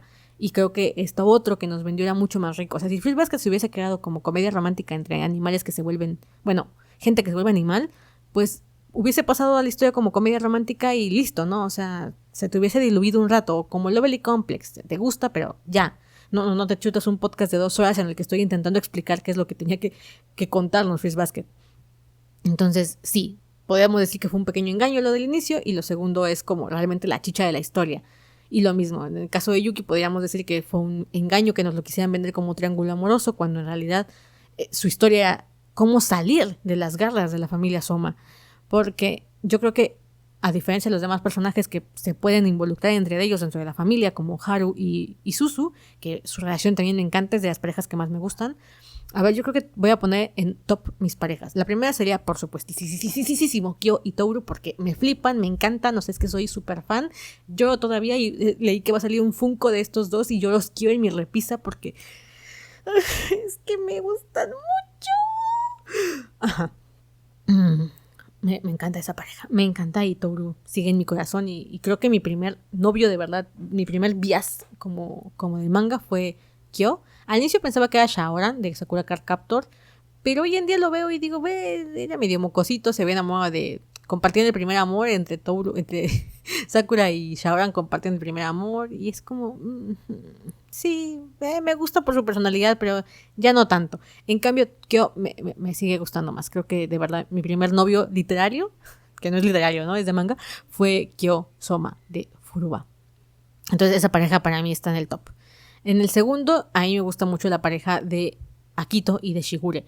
Es súper tóxica, yo creo que tiene muchísimos en contra, en el sentido de que Akito se cura por obra y gracia del espíritu de Toru, ¿no? O sea, Toru la bendijo y ¡pah! Cambió. Y empezó una relación que dudo que pueda ser funcional con Shigure. O sea, no sé si logren hacer una relación funcional a lo largo de los años, porque, oye, se han hecho mucho daño y los dos tienen serios problemas psicológicos, que te voy a decir que no. Pero me gusta mucho porque muestran lados oscuros de las personas y de una relación de pareja. Me gusta. No, o sea, no lo recomendaría como modelo a seguir, pero me gusta mucho. En el tercero yo elegiría a Isuzu y a Haru, que me parecen los más lindos, como los más sanos en general, los más leales, ¿no? Para Haru siempre fue Isuzu y para Isuzu siempre fue Haru, y aunque tuvieran distintas personalidades se intentaban cuidar mutuamente. Son muy distintos, ¿no? Haru tiene una personalidad muy curiosa, Isuzu es mucho más atrabancada, es un poco rara la mujer. Entonces me gustan mucho como pareja y me gusta mucho lo que se apoyan y el que estén ahí para el otro. Y que estén, de alguna manera se separan, pero siguen buscando cómo ayudar al otro. Esa parejita me gusta mucho. De ahí en fuera, todas las demás me gustan, o sea, todavía me siguen pareciendo lindas, pero X. Creo que una que me resaltaba, me llamaba un poco la atención, era la de Hattori y la maestra, ¿no? Que la maestra pues se había enamorado de Hattori desde el inicio, pero resultó que ya lo conoció como la pareja de su mejor amiga. Entonces ella tenía sentimientos encontrados y después le tocó ver la decadencia y solamente quería que fuera feliz. Me pareció muy lindo de ella decir, bueno, no importa que no sea conmigo, ni siquiera me voy a meter. Si yo lo logro ver feliz, me voy a sentir feliz por ambos, porque ambos los quiero. Entonces, la maestra me gustaba mucho, Ayumu, creo que es. Y Hattori y ella también me parecían lindos. De ahí en fuera, todas las demás parejas me parecían como lindas pero irrelevantes. Tal vez la de Kanabe y su novia, la diosa de la carne, porque eran la única pareja que yo vi como que ya tenía años juntas, ¿no? O sea, se ve que se conocieron muy chavitos y seguían juntos y era muy lindo, pero pues tienen muy pocos momentos y es como más que nada para ligarnos a la historia de la muerte de la mamá de Toru y de las consecuencias, ¿no? O sea, uno pues puede ver solamente la muerte de su familia en un accidente y olvida que hay otra familia que también está sufriendo porque al final los dos murieron, y aunque no lo veamos, sigue ahí y pesa en la historia. Bueno, sí, pues sí, ahí me faltó, creo que no. A ver, voy a repetir. Primer lugar, pues sería Toru-gyo. Segundo lugar, la bonita de, de Akito y Shigure. Y en tercer lugar, creo que sí, perdón, pondría a Kyoko y a Katsuya, la chica sin cejas. Me pareció una historia súper linda. Lástima que pues Katsuya se muere y bueno, después Kyoko también se muere, ¿no? Pero me pareció súper linda la historia del profesor y alumna, y aparte que Kyoko era un desmadre, o sea, era súper complicada la Kyoko, súper complicada, y que hubo alguien que estuvo ahí para ella a pesar de ver lo peor de ella, como ya habíamos dicho. Y pues qué lindo, ¿no? Ya de ahí Haru e Isuzu. Y ahí, como dije, las demás parejas, ¿qué onda? Por ejemplo, de Hanajima y el maestro, qué pareja tan crack. O sea, era como todos con todos, insisto, eso fue como todos con todos. Kureno y Arisa, es linda la pareja, sí, pero fue un insta-love. Y lo único para lo que funcionó fue para mover la trama. A ver, Kureno es mucho más grande que Arisa. Y aparte tenía una codependencia cañoncísima con Akito. Y había sido usado y manipulado y tenía relaciones sexuales con Akito todo el tiempo porque era como el catalizador de ella. ¿Cómo eso va a ser una relación funcional con Arisa, que es una chavita también? O sea, toma en cuenta qué edad tiene. Arisa, cuando acaba la historia, debe tener 15 o 16 años. Y Kureno debe tener 30 y pico, 38, 40. Madre mía. Pero bueno, ya no nos metamos en eso porque esa pareja me gustaba antes. Hoy en día ya la veo así como con otros ojos. Las demás son lindas, pero por la parte superficial es como, ay, gracias que están juntos, felicidades, bla, bla, bla. Y tenemos que hablar de la de Yuki y la de su novia. Bueno, digo tenemos que hablar, pero la verdad es que no quiero hablar de esa parejita. O sea, me salté, ahorita que releí la historia, me salté todos los episodios de ella. Lamentablemente Machi nunca me cayó bien. Creo que era un personaje que... Me gusta Machi porque tiene personalidad propia, en el sentido de que no es un personaje típico, no es un personaje común, no es una chica alegre, pero tampoco es una chica enojona, es una chica demasiado seria, como... Es que ese es mi problema con esta mujer, con Machi, es... No la sientes, así como ella parece que no siente la vida, tú tampoco la sientes a ella. Y la relación entre Yuki y ella jamás me acabó de convencer, o sea, jamás entendí qué onda con ella. Es más, me hubiese gustado que Yuki se quedara con la chica de tercero que siempre estuvo obsesionada con él y que era como, oh, el príncipe Soma. O con la chica esta que era su compañera de clases, Mimi, la colega con la que trabajaba en el consejo estudiantil, que también estaba súper loca y que le chupaba un huevo lo que la gente pensara de ella. Me gustaba mucho. Pero pues no, o sea, se involucró con Machi, que al final tenía una historia muy parecida a la de él. Hicieron como una especie de espejo, ¿no? Machi era como la que tenía que ser súper perfeccionista. De hecho, odiaba el perfeccionismo exactamente por el trauma que tenía, ¿no? Y Yuki la podía entender bastante bien y podía verse reflejado en ella porque él vivió bajo la presión de su mamá de ser el acompañante perfecto de Akito, el ratón perfecto. Y el maltrato psicológico que sufrió Yuki, oye, es que todos esos personajes, todos necesitaban terapia psicológica, o sea, todos necesitaban un buen terapeuta. Entonces, no sé, como que yo, Yuki y Toru nunca los shippeé, nunca me gustaron como parejita, pero creo que le hubiesen buscado a Yuki algún personaje que tuviera más química con él. Es que yo no veía la química entre estos dos, sea oscuro, nunca me gustó la parejita.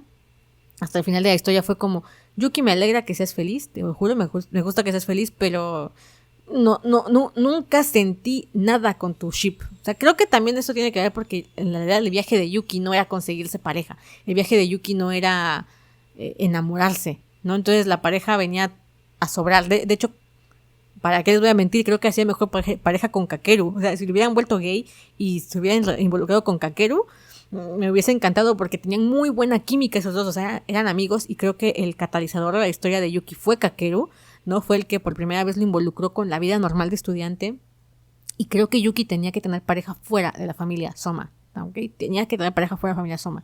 No era bueno para él quedarse otra vez dentro de esas cuatro paredes donde eran todos familia y donde al final lo iba a seguir persiguiendo este estigma de haber sido el ratón. No sé, Yuki siempre se sintió lejos de la demás familia, como Kyo se sintió lejos porque a él lo discriminaban de manera negativa, ¿no? O sea, es como el gato y todos nos sentimos bien con que existe el gato porque nos hace sentir menos miserables y en el fondo lo odiamos, pero lo amamos por lo que representa, pero lo apartamos.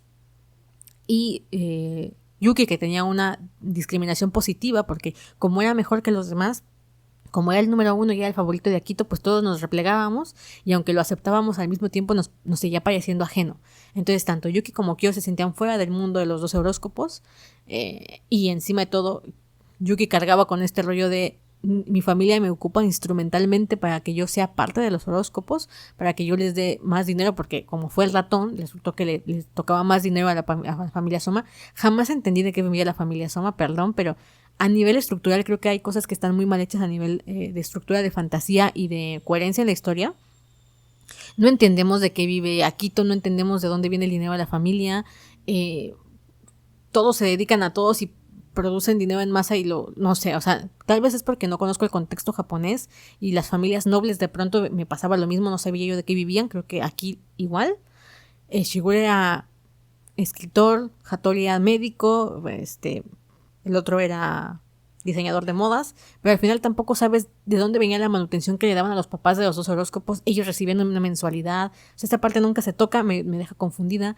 La parte de la maldición en plan, pues ya se va a deshacer solita. Oigan, qué flojera a nivel de historia de fantasía eso de, pues ya se irá diluyendo poco a poco. Es como, chingón, gracias. No sabemos cómo funcionaba ese tema de la magia, ni nada, ¿no? O sea, era un vínculo de sangre y porque las décadas pasaron, pues ya. Por ejemplo, el hecho de que Shigure al final de la historia dijera, es la primera vez que los 2 horóscopos se juntan y por eso yo ya sabía que la maldición se iba a acabar. Es como, no manches, me lo hubieses dicho al inicio, ¿no? O sea, dejarme pistas en el inicio de la historia de que era la primera vez que los horóscopos se reunían, porque tú no lo sabes hasta ese momento en la historia y es como, es que esto es uno de los argumentos por los cuales la maldición se va a deshacer solita. Y de pronto todos, ¿no? O sea, todo desaparece. Hoy en día lo leo y creo que es porque Akito soltó el vínculo. O sea, realmente Akito tenía el poder de retener el vínculo y soltarlo. Pero entonces tampoco tiene sentido que el vínculo con Kureno se haya deshecho solito. Bueno, y que aparte, ya hasta el final de la historia, de pronto todos, algo que podía pasar durante años, de pronto fue como, todos se desvincularon. Sé que esto fue, o eso es lo que entendí en la historia, que Akito suelta el vínculo de manera voluntaria, ¿no? Entonces dices, bueno, gracias Akito porque cambiaste en 3 episodios, te queremos. Entonces sí, a ese nivel en cuanto al trama de fantasía y demás, pues la autora fue como, sí, ya, a la chingada. Sí, ya pásale, que lo que sigue, ¿no? Entonces no nos interesa, porque al final ni Toru hace nada para que la maldición desaparezca de manera consciente, ni Suzu, que es la que supuestamente estaba buscando la forma de destruir la maldición. Toda esa parte de destruir la maldición, si lo ves con ojo crítico, hay muchas cosas que no cuadran. Esto de Isuzu buscando cómo desaparecer la maldición, de repente aparece en lugares que no tenían nada que ver. ¿Dónde estaba buscando? Nunca entendí esa parte. El engaño que le hace Ren a Isuzu, dices, bueno, sí, no, clacha o no clacha. Hay cositas a ese nivel de trama que no me convencieron para nada. Yuki nunca lo voy a superar esta parte de decir, bueno, de verdad era necesario meterle una pareja y todo este rollo. Es incómodo, muy incómodo. Pero sí me gustó la evolución que tuvo fuera de la familia Soma, el haber creado nuevos vínculos, el ser capaz de superarse y de elegir su propio camino.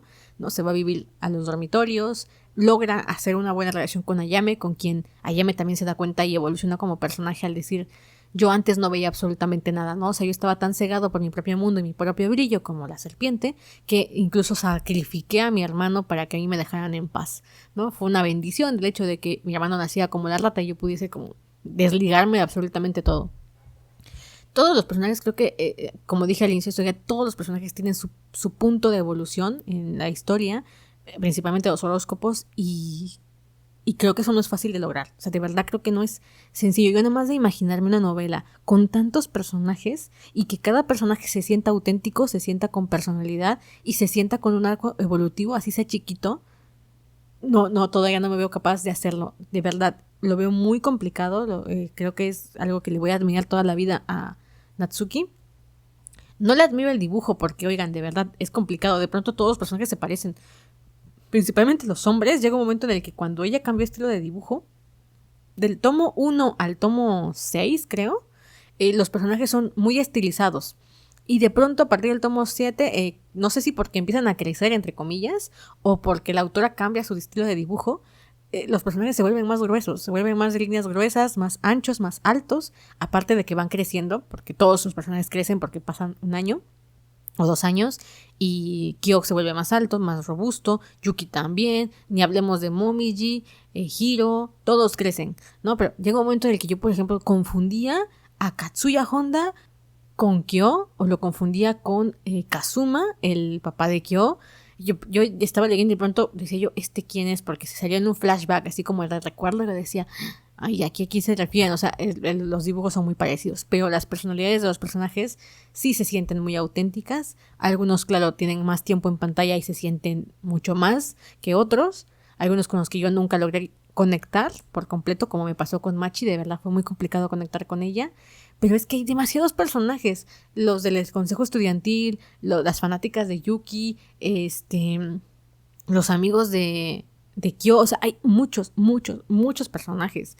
Y de verdad que todos, principalmente los que están como más vinculados a Toru, experimentan un cambio importante en su arco evolutivo.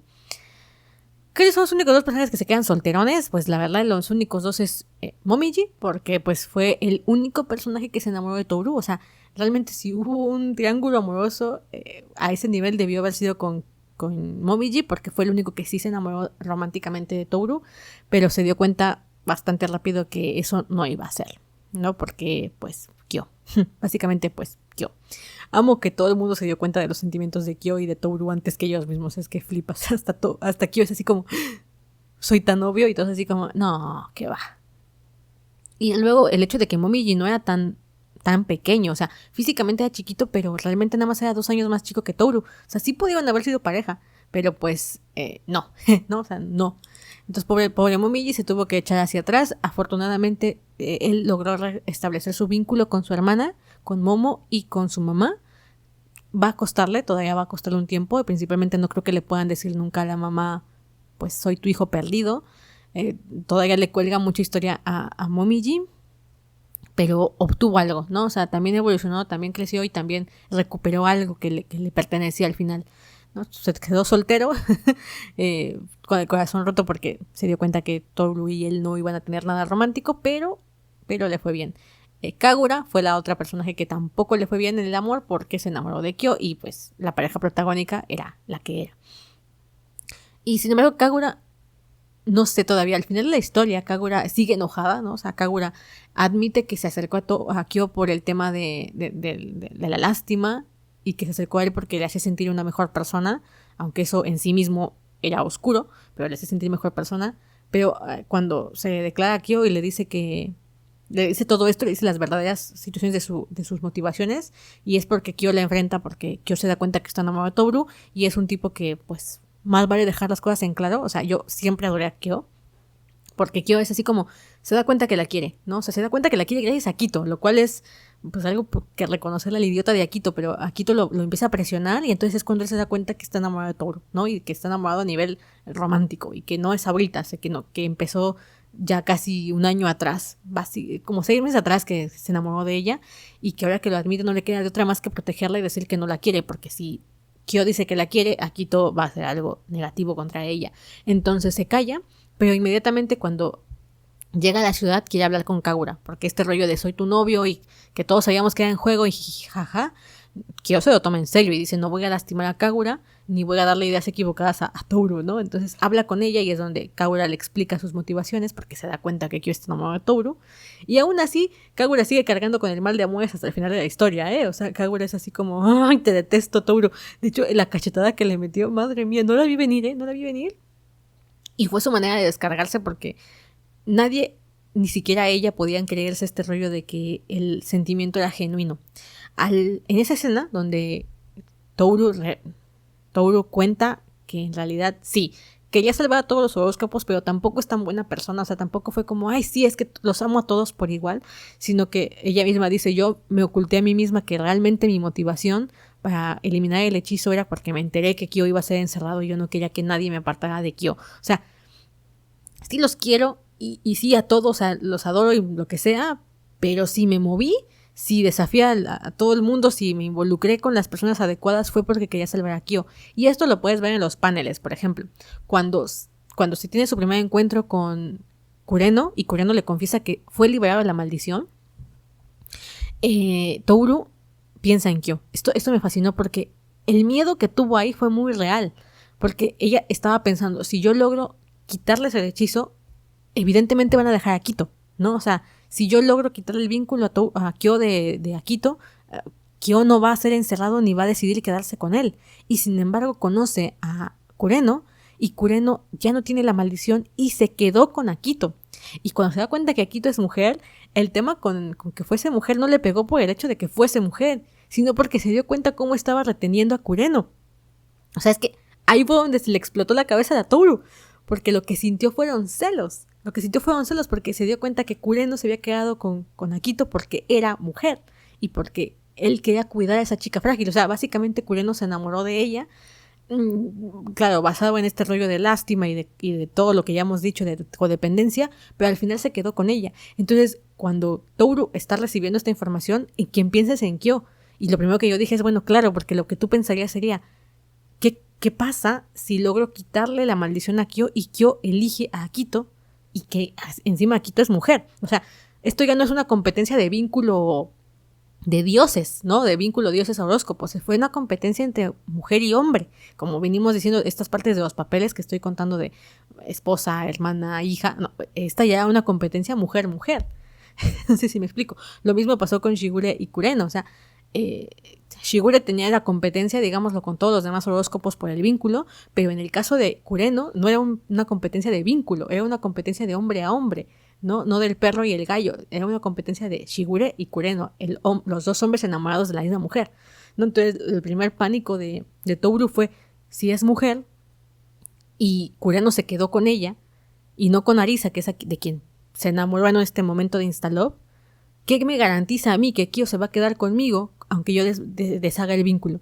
Y yo dije, madre mía, Toru, tú sí que piensas bien. O sea, a mí me gusta mucho Toru porque cuando se da cuenta de las cosas oscuras, ella también logra sacar su parte oscura para sobrevivir, ¿no? O sea, dice, no manches, o sea, tengo que dejar en claro mi papel de mujer también aquí. Lo mismo le pasa con Kagura. Cuando Kagura le mete el madrazo, que Kagura supuestamente lo hizo porque se dio cuenta que odiaba a Toru en el sentido de que Toru era capaz de aceptar a Kyo sin esos sentimientos oscuros que ella sí tenía, y por eso Toru le dice, no me pienso disculpar con ella, ¿no? O sea, cuando se levanta, normalmente Toru es de las que se disculpan y de las que buscan arreglar la situación y la relación. Con Kagura jamás lo hizo.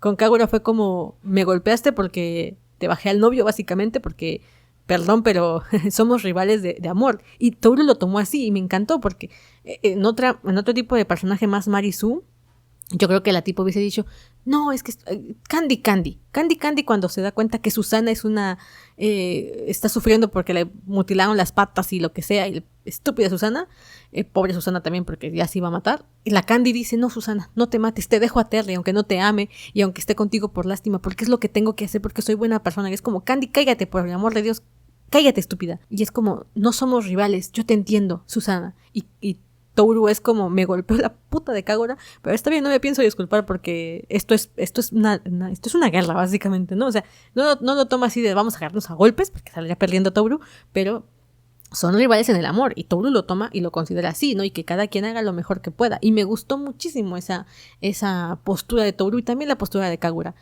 En esa escena, como te decía yo, Kagura dice que ella también amó a Kyo con su alma.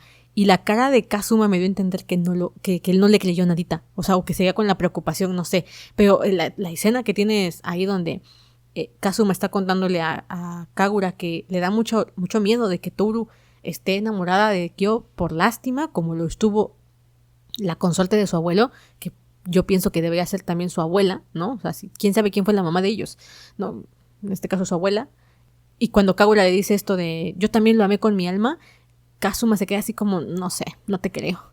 Y puede que sea verdad, o sea, ¿quién lo va a saber? O sea, Kagura puede asegurarlo, pero entonces ¿por qué golpearía a Toru cuando Toru cuenta que ella no siente lástima ni nada por Kyo? Y de hecho que está siendo egoísta, porque si sintiese lástima, lo cual es un hecho, si sintiese lástima, podría sentir ese vínculo por cualquiera de los horóscopos. ¿Por qué? Porque todos están bien jodidos, ¿no? O sea, podría haberse enamorado de Momiji porque su historia era súper triste, podría haberse enamorado de Yuki porque su historia era súper triste, y no, eligió a Kyo, se enamoró de Kyo, que en este caso era el que la tenía más cruda, y de hecho se enamoró antes de saber que iba a ser encerrado. Cuando se entera que va a ser encerrado es cuando se le peta la cabeza y dice, es que yo no puedo dejar que esto suceda, y es cuando se empieza a mover. Y esto me lleva a una pregunta rara que no que no había yo hecho, pero ¿qué onda con el sexo? Yo sé que tiene que ver, pero a ver, ¿cómo tenían? O sea, no se puede, algo que jamás me dejó claro la autora, yo no entiendo cómo le hacían los personajes, porque se pueden tener relaciones entre los miembros de los horóscopos, porque cuando se tocan no pasa nada, ¿no? Haru e Isuzu pues podían tener relaciones sexuales porque eran eran horóscopos, ¿no? No había bronca. Y lo mismo Kagura y Kyo. Pero los demás, ¿qué? O sea, por lo que llegamos a ver en la historia, es que ese es el problema de no dejar en claro las reglas de tu magia, es que Kyo, por ejemplo, podía besar a Toru, y hay un momento en el que la besa y no pasa nada, ¿no? Entonces, contacto labio con labio, no pasa nada. La tomaba de la mano y tampoco pasaba nada. ¿Qué sucedía? O sea, ¿cuándo se considera abrazo? ¿Cuando te envuelven con los brazos? ¿O cómo? Porque también había escenas donde tenían un pequeño choque y ¡pum! Se transformaban. Esto también sucedió. Esto es muy chistoso, pero hasta ahorita me estoy dando cuenta cuando te estoy contando esto, que llegaron a la mitad de la historia, como dije, tomo 10 aproximadamente, ya casi nunca se convierten en animales. Llega un momento en el que dejas de ver que se convierten en animales. Para nada, para nada. Yo ya no veía al conejo. A nadie vi de animal, más que a Isuzu cuando nos la presentaron que se convierte en caballo porque se cansa. Nadie se volvió animal en toda esa parte de la historia. Nadie. ¿Por qué? Porque realmente era como un pretexto para contar esta historia. O sea, creo que eso es lo que sucede con el inicio de Fruits Basket. Es como comedia, jijiji, jajaja. Esto es divertido. O sea, cada rato se te convierten en animales. O sea, los tocabas y pum, se convertían y chichichi. Y de pronto eso desapareció de la historia. O sea, yo no los volví a ver convertidos en animales ni en situaciones chuscas en la escuela. No, o sea, tenía mucho fondo la historia para hacer una comedia en la que para cuestiones irreverentes les pasaban cosas intentando ocultar el tema de su maldición, intentando ocultar que se convierten en gatos, como al inicio de la historia en el festival cultural, por ejemplo, cuando a Yuki lo visten de mujer, Momiji se lanza hacia los brazos de ella y se convierte en conejito y lo tienen que intentar esconder, o bueno, cosas chuscas. Después de la mitad de la historia eso ya no vuelve a pasar. Yo no volví a haber convertido a ratón a nadie. Kyo, que es cuando abraza a Toru en esta escena donde Toru le cuenta de su sombra y le cuenta que en realidad odiaba al papá y todo esto que ya hablamos. Hay una escena en la que la abraza por encima de una sábana. En la versión del manga que yo tengo, después viene un panel en el que te cuentan que al final se convierte en gato, ¿no? Y creo que es la última vez que lo vi en gato. No lo volví a ver en gato en toda la historia. Imagínate, tomé el tomo 10, como te dije al inicio de este audio. Tomé el tomo 10 y a partir del 10 al 23 empecé a leer. Entonces estoy hablando del capítulo 54 al 136. No, se convirtieron en animales de una vez, creo. Ni una. Es que sí, yo creo que... sí, 136. La mitad de la historia más de la mitad de la historia la pasaron sin transformarse. Entonces sí, yo insisto, o sea, es que Fruits Basket es como ese tipo de cosas que no esperas. También puede ser esta analogía que se hace con el tema del onigiri. Recordemos que la historia se llama Fruits Basket porque Toru le decían onigiri en el juego de la canasta de frutas. Entonces cuando llamaban a todos, llamaban a todas las frutas y ella no era llamada porque ella era el onigiri y te la pintan como que es muy estúpida, ¿vale? O sea, es tan inocente Toru que no se daba cuenta que le estaban haciendo bullying. Cuando avanza la historia te das cuenta que no es que no se diera cuenta que le estaban haciendo bullying, es que ella decidía hacerse la tonta. O sea, su papel, esto es una máscara, esto es el ego del personaje o esto es la armadura del personaje. Toru se hacía la tonta por supervivencia, porque no encontraba maneras de supervivir si no era así. ¿De qué le iba a servir enojarse, entristecerse? ¿De qué le iba a servir hacer berrinche o rebelarse? Para ella lo mejor era hacer como que nada pasaba y sonreír y sonreír y sonreír, ¿no? Nuevamente de vuelta a la cuenta. Momiji cuenta la anécdota del tonto. El tonto que incluso todos abusaron de él hasta que se quedó sin más que la cabeza y aún así dio las gracias porque nadie se había preocupado tanto por él. Que es una historia muy triste porque lo que te habla es de un personaje que no tiene sentido de la pertenencia ni de la identidad, ¿no? O sea, entonces todos abusan de él. Y en Toru realmente creo que lo fuerte de ella o su arco de vivencia es sacar la sombra que lleva adentro. O sea, sacar lo oscuro que está en sí porque de otra manera le iban a abusar toda la vida. Y por eso tomar sus propias decisiones, que es cuando habla con Kyo, o sea, cuando le dice a Kyo, ¿por qué nadie quiere aceptar que estoy enamorada de ti? porque todos estaban como enojados porque Toru se había enamorado de Kyo, o sea, todos eran como, ¿por qué de él? O sea, es que es como estúpido que te enamores de Kyo porque es el más jodido del horóscopo y porque es el que va a acabar encerrado en una puta casa toda su vida y es el que va a vivir la vida más infeliz de todos nosotros, es Kyo. ¿Por qué te enamoras de él? Es que es tonto. Entonces todas, de alguna manera, porque todos se enteran antes que el mismo Kyo, o sea, Kyo se da cuenta, pero se hace el güey, pero todos se dan cuenta, ¿no? Se da cuenta Yuki, que es como incómodo para el pobre de Yuki, ¿no? O sea, Yuki dice, es que es como ver a mi mamá atrapada a mi mamá con su novio, y yo, pobre Yuki. Es ese tipo de sensaciones donde dices, no quiero ver a mi mamá coquetear, pues eso le pasa a Yuki, al pobre. A mucha gente no le acaba de gustar, y creo que el mismo personaje se sentía raro por esta situación, porque él decía, me da vergüenza aceptar que la veo como mi mamá, y creo que para mucha gente fue complicado aceptar este hecho, porque lo normal que quieres ver es una relación romántica, así que de alguna manera me gustó que Natsuki hubiese hecho esto con Yuki.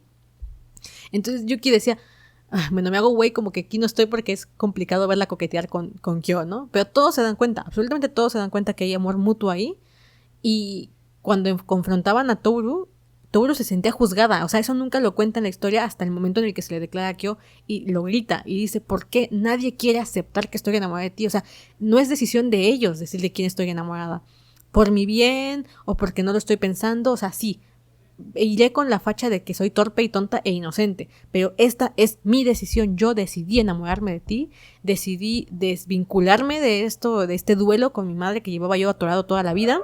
No importa si no es bueno para mí, esta es mi decisión y quiero que la respeten. Y eso me pareció un crecimiento en Toru, que hasta ese momento era como, sí, gracias, no, gracias, voy con ustedes, sí, o sea, todo el tiempo estaba ahí para el otro y esta vez fue como, esto es mi deseo egoísta, respeten mi deseo egoísta y, bueno, a menos que yo no quiera, que ojalá quiera, entonces déjenme estar con quien quiero estar, ¿no? Punto, pierdo, gracias. Si les hice algún bien en toda su vida, que pues ya vimos que les hizo bien a todos, en todo.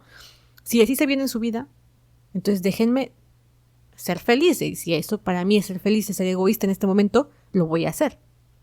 Entonces es curioso porque en el caso de Toru, en vez de avanzar o de evolucionar hacia ser todavía más amable, ella tenía que evolucionar a ser un poquito más egoísta consigo misma, ¿no? O sea, con sus decisiones.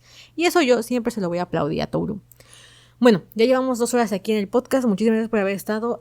Fruits Basket es una historia muy larga, podríamos hablar muchísimo de ella porque tiene muchísimas parejas, tiene muchísimas historias y cada una de ellas cuenta alguna evolución propia de las personas, alguna forma de enfrentar la vida, ¿no? Cada quien tendrá sus propios problemas y eso es lo bonito también de Fruits Basket, te puedes identificar con distintos problemas. Lo ideal es que te identifiques con los protagónicos, que son los que están ahí como para reflejarte los mayores conflictos de la historia y el antagonista, que es en este caso Akito. Y que ella también cambia un montón, ¿no? O sea, es como le dice a la ama de casa de la ama de casa de la familia Soma. Le dice, usted me gustaba más como era antes, señora Akito. Y le dice, pues, está bien, si tú quieres permanecer ahí, se refiere al pasado, quédate, yo no. Entonces, habla de evolucionar, habla de crecer, habla de cambiar, ¿no? Habla de dejar ir cosas, aceptar la muerte, aceptar los finales, aceptar el cambio, aceptar que hay que cambiar y hacer cosas para eso, que hay que dejar de culpar a los demás. Esto lo vemos principalmente en Yuki, ¿no? Que es como, ya, me cansé de estarte culpando, Akito, así que te perdono y me perdono. Si es lo que le dice Akito. Ya no busques culpables porque a veces uno mismo es el culpable de lo que está sucediendo. Entonces habla de la responsabilidad y de la responsabilización de tu situación y que para que cada uno crezca y cambie, tiene que aceptar este hecho y hacer cosas para cambiar. No puedes esperar que la vida te venga y se te resuelva, sino que tienes que ser proactivo y modificar cosas, ¿no? Y aventurarte y tomar decisiones y ponerte frente a tus problemas y afrontarlos como tal, ¿no? En este caso, por ejemplo, Yuki con su mamá, ¿no? O sea, al principio su mamá era una figura de autoridad y al final es como, ¿sabes qué? Esta es mi vida y ya, me da igual, ¿no? O sea, me da igual que siga. La maldición era exactamente no poderse oponer, porque el vínculo que los unía a Akito era no poderse oponer a la voluntad de Akito. Era como estamos supreditados a ti, cuando en el vínculo original de la historia ese no era el propósito, era pasarla bien, ser felices.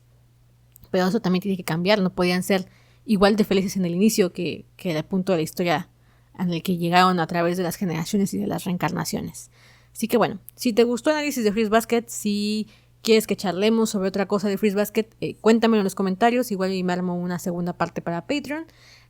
Estar en Patreon significa apoyar el podcast, apoyar estas emisiones, apoyar la producción y que yo pueda dedicarle tiempo a consumir las historias y después grabar los episodios y subirlos. Así que puedes apoyarme desde $3 en Patreon hasta $10. Hay 3 niveles de patronaje. El primero es para un podcast VIP en el que también hablamos de series más 18, que si no has escuchado el episodio de Infancia más 18, tal vez no sepas que todo lo que es de contenido sexual amplio va a estar en Patreon por una cuestión de mi moralidad, o más bien dicho de mi conciencia y responsabilidad como creadora de contenidos. Te recuerdo mi página, puedes seguirme en gabifigueroa.com y nos estamos viendo la próxima semana. Un beso enorme. Bye bye.